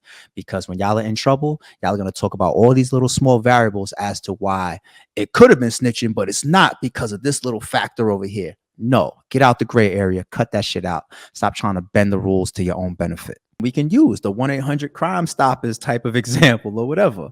People that call those numbers, like let's say America's Most Wanted comes on. Let's say I live in New York. I'm watching America's Most Wanted, and it says this serial killer that lived in Virginia is on the run. We think he left the state, and then they show his face. And here I am in New York, and I see him, and I'm like, yo, I just seen that guy at my supermarket. And then I call 1-800-Crime Stoppers or 1-800-TIPS or 1-800-FBI, whatever these numbers are. And I tell them like, yo, I seen FBI's Most Wanted last night on TV. And there's a guy that was there, you know, on the run from murders in Virginia. And I see him once in a while at my local supermarket. And I say, all right, what's the area? What's the zip code? What's the street? Boom, boom, boom, boom. And they may come and investigate. They may come and ask for camera footage and look across that last week and try to find them and see if they could spot what car he got in. And then maybe got a license plate, then take the license plate, you know, find the registered house to that. If it's not registered to you, then you go get that person. Then you have him possibly drop a dime on the person that's on the run. That's how it's simple shit that they bring together to track the shit down that started with your phone call. I think I seen him at a supermarket. Okay, then all this shit starts to come together. And next thing you know, the motherfucker's in cuffs. All right. But that's not snitching. If little Miss Gladys, that's a civilian, is watching the FBI's most wanted, kicking back, having a glass of wine on Thursday night and sees some shit and makes that phone call. That's not snitching. She believes that she is performing civil duty. And the reason why I think that that's separate from the civilian example that I gave with academics is because I don't think that academics does what he does from the mind state of civil duty. I don't think that he's trying or purposefully trying to get people locked up or in trouble or trying to further amplify these situations for the authorities. I don't think he's purposefully doing that, whether that happens indirectly or not. I don't think that's his intention. That's why I separated the civilian video in our last joint from here just being civil duty. That old man that's always looking out of his window that feels like, I don't think that these kids should be on the corner doing that. He's performing a civil duty. Dahmer's neighbor is not a snitch.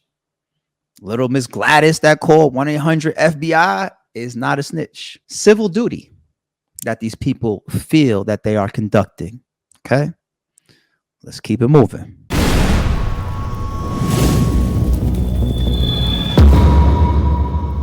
I'm going to ask y'all again. Quick spot check. How y'all feeling? Do y'all agree with everything I've said so far? Are y'all disagreeing with the previous 4 parts to this little mini series that I'm doing of Stop Snitching? I'm telling y'all, man, some of this shit annoys me. Drop a comment, man. How y'all feeling?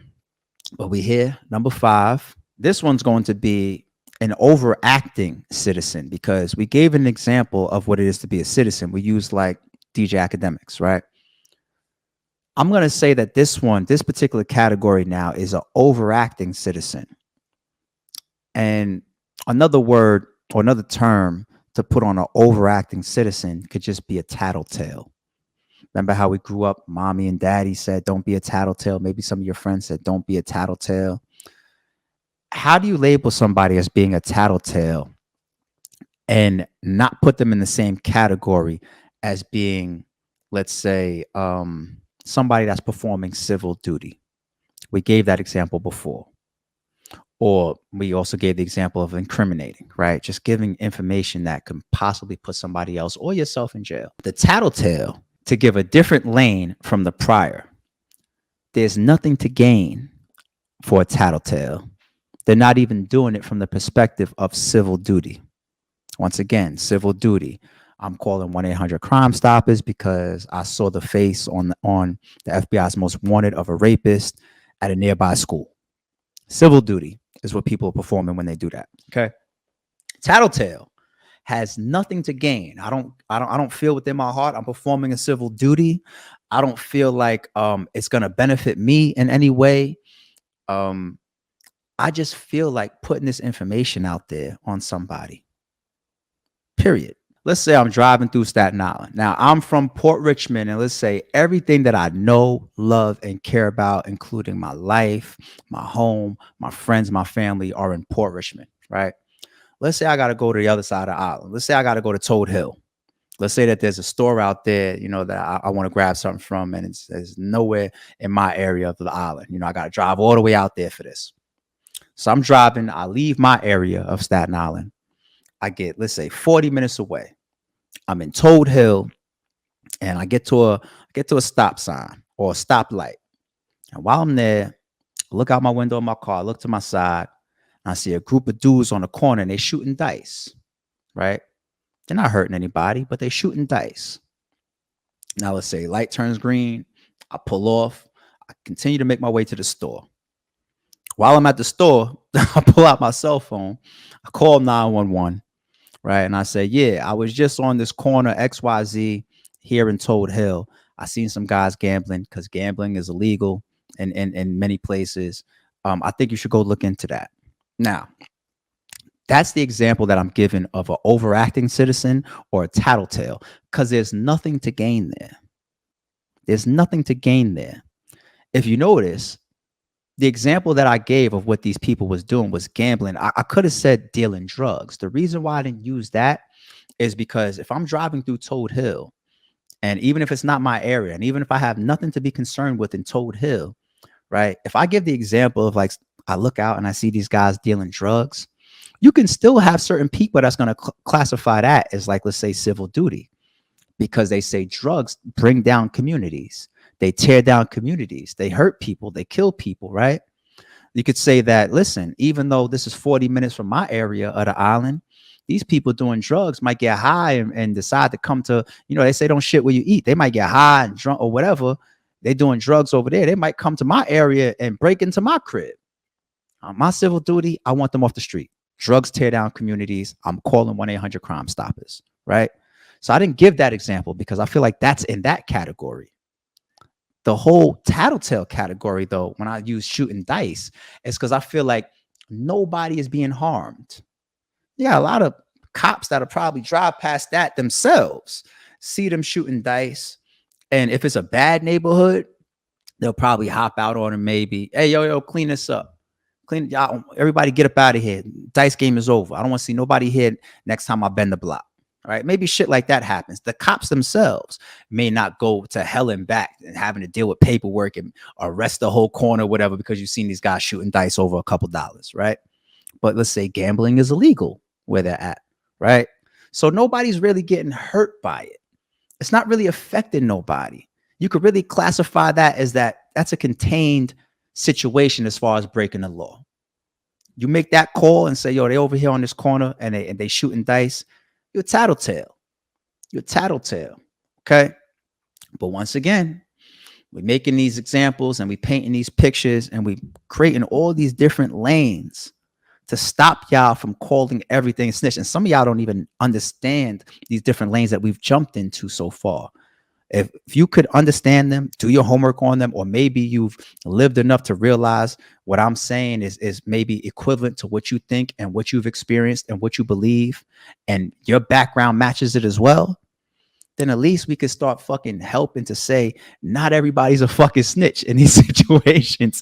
Some of them are just incriminating. Some of them are citizens. Some of them are doing civil duty. Some of them are just tattletaling, because tattletaling to me isn't the same as a snitch. We're already saying that a snitch is in trouble.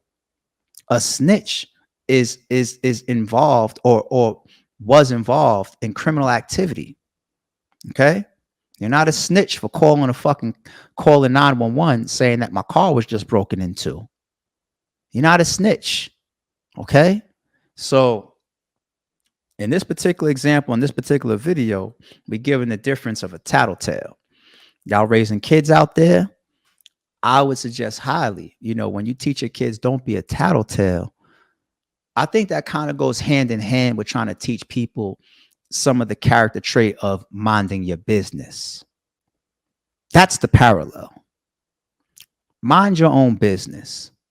Okay?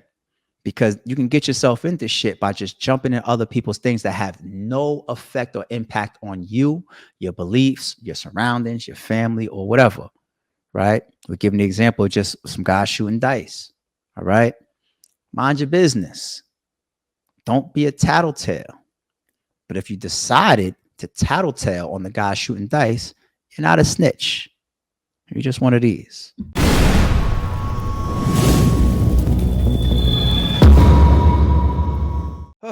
Part 5, I didn't use a person that we all know. I mean, in some of these episodes, we used AR Ab, we used academics, we used John Gotti, we used Jeffrey Dahmer, we used a bunch of people. We used Sammy the Bull. We used a bunch of people that you've heard about or you can identify with, right? Or their stories to further create these lanes and deviate what snitching is, okay? So for this one, number 6, and this is my final one, we're going to get back to using somebody. I'm going to use Whack 100. For anybody that's watching this doesn't know who Whack 100 is, the first time I've ever seen Whack 100, heard his name, was he had a physical altercation with Stitches. Stitches, I think he used to be a rapper. I don't know if he still raps, but Stitches is somebody that was going back and forth with the game on social media. They were threatening each other, whatever. Stitches pulls up to a club that game was at. Stitches waiting for him outside. Game and his entourage come outside. Stitches walks up on them. Whack 100 as the game's manager steps up, knocks Stitches out, just drops him. Fast forward, he's made a name for himself. He currently manages artists such as Blueface. Blueface is a pretty relevant artist out there, right? But another piece of Whack 100's reputation, or what people know him for, is publicly speaking a lot. Okay, to say the least. I guess that was the nicest way I was going to be able to fucking quantify it. And just publicly speaking. Some people would be like, yo, run this fucking about. But nah, I fuck with Whack. He's a very, very entertaining guy. When I say I fuck with Whack, I mean I'm entertained by him. I don't know him personally. I don't align with some of his character traits. But that doesn't matter. He's him and I'm me. Not everybody is meant to align. I'm just talking about from a pure entertainment standpoint. I could click on a lot of his interviews or a lot of his shit talking on Clubhouse and just listen to him talk shit and just be entertained, just to pass time. I'm in a car driving somewhere. I could listen to Whack 100 on Clubhouse, just talk shit. All right. But one thing that you hear Whack 100 do a lot is speak on criminal activity, people involved in criminal investigations, people that may have done things, or possibly have open cases. If Takeoff gets killed, you can catch Whack 100 on Clubhouse breaking down the situation, just like anybody. Oh, I think this is gonna happen. I think that's gonna happen. Blah, blah, blah. He speaks on a lot of criminal activity, a lot. Okay. Now, the reason why I'm giving Whack 100, or I'm using him as an example to create a different lane than the ones we discussed so far in this whole snitching series, is because for me, this is the final one that I feel like people get misconstrued.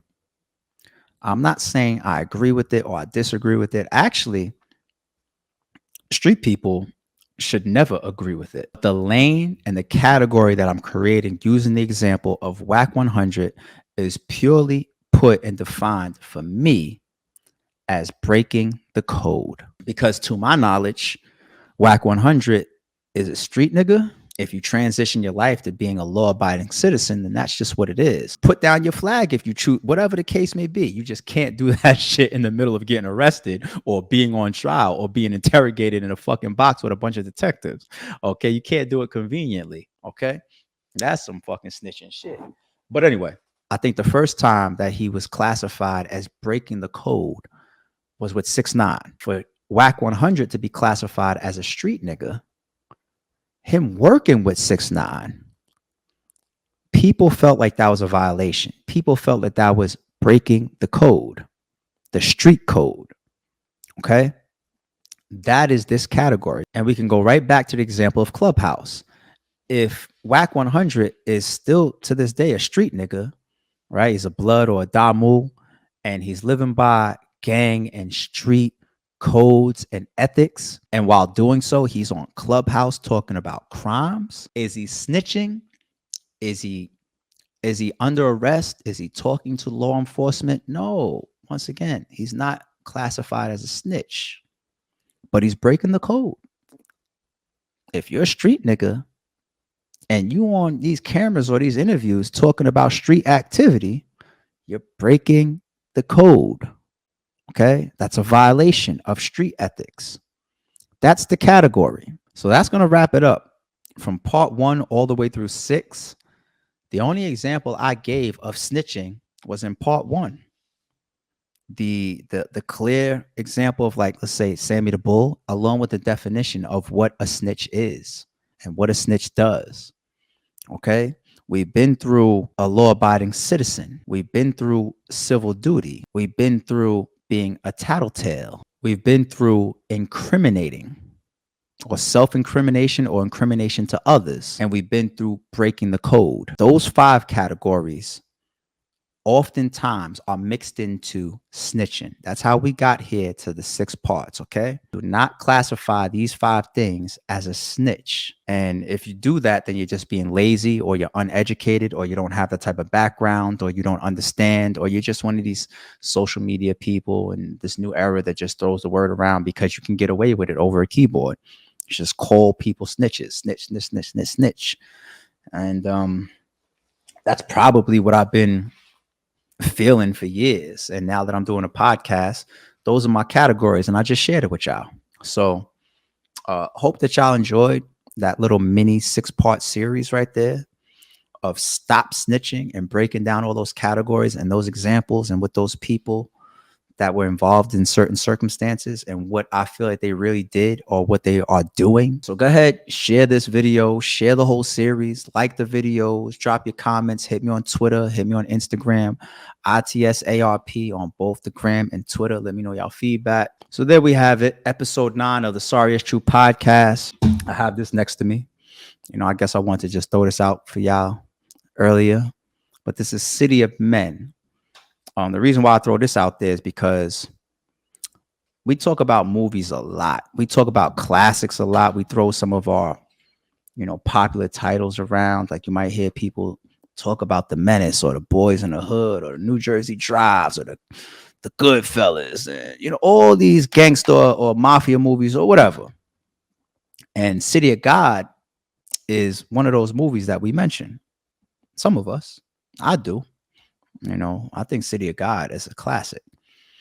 But if you're in tune with City of God, and if you haven't heard about this one or seen this one, it might be overlooked. It's from the same makers of City of God. It's got a lot of the same actors as City of God.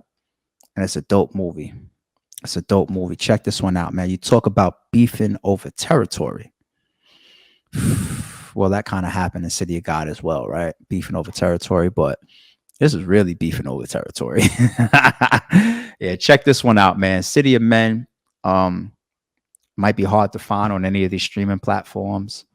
So you might have to just jump on something like eBay or Amazon or something like that and try to search for the DVD and order it. If it's out there, sometimes I feel like some of these limited type of DVDs or that don't have a lot of distribution, sometimes they can get up to maybe $20, $30. You know, I've seen DVDs like that, but if it's just a regular price, man, I'm telling you, it's worth that 10, 11 bucks. Get you a City of Men. If you fuck with City of God, it's not as good as City of God. City of God is like, I could argue that is like one of my top favorites of all time. It's not that. It's not as long as City of God either, but it's dope. City of Men is not to be slept on. It's a dope watch. So, all right. It's the last one I'll share with y'all before I get up out of here. I appreciate everybody that tuned into all these different episodes of the Sorry Is True episode 9 podcast. I appreciate y'all. Make sure that y'all like the videos, help me out, support the podcast growth, share the videos as well. Continue to put me out there, get me out there to your friends, send some of the stuff that you might agree or disagree with to your homies, debate it with me. Hit me up on Twitter at ITSARP. It helps the channel. It helps me grow. I'm not going anywhere. I'm going to be podcasting and building with y'all for years and time to come. I enjoy podcasting with y'all. I enjoy doing these videos and these topics with y'all. So please support your boy. For those that's looking out for the Closure 2 releases, they're on the way. Avo sent me the first round of the final edits. It's not even the same edit as what made it to VOD. So it's even enhanced footage. You know what I'm saying? Different angles and different moments that weren't on the VOD. Like, for example, see a whole new angle and face fronted visual of the ORED and active little mini altercation. You know what I'm saying? Seeing that on the Ruin Your Day footage, I was like, wow, that shit look crazy. And people's gonna break down all that footage too. Yeah, it's your boy. I'm out of here. Make sure y'all subscribe. Appreciate y'all once again.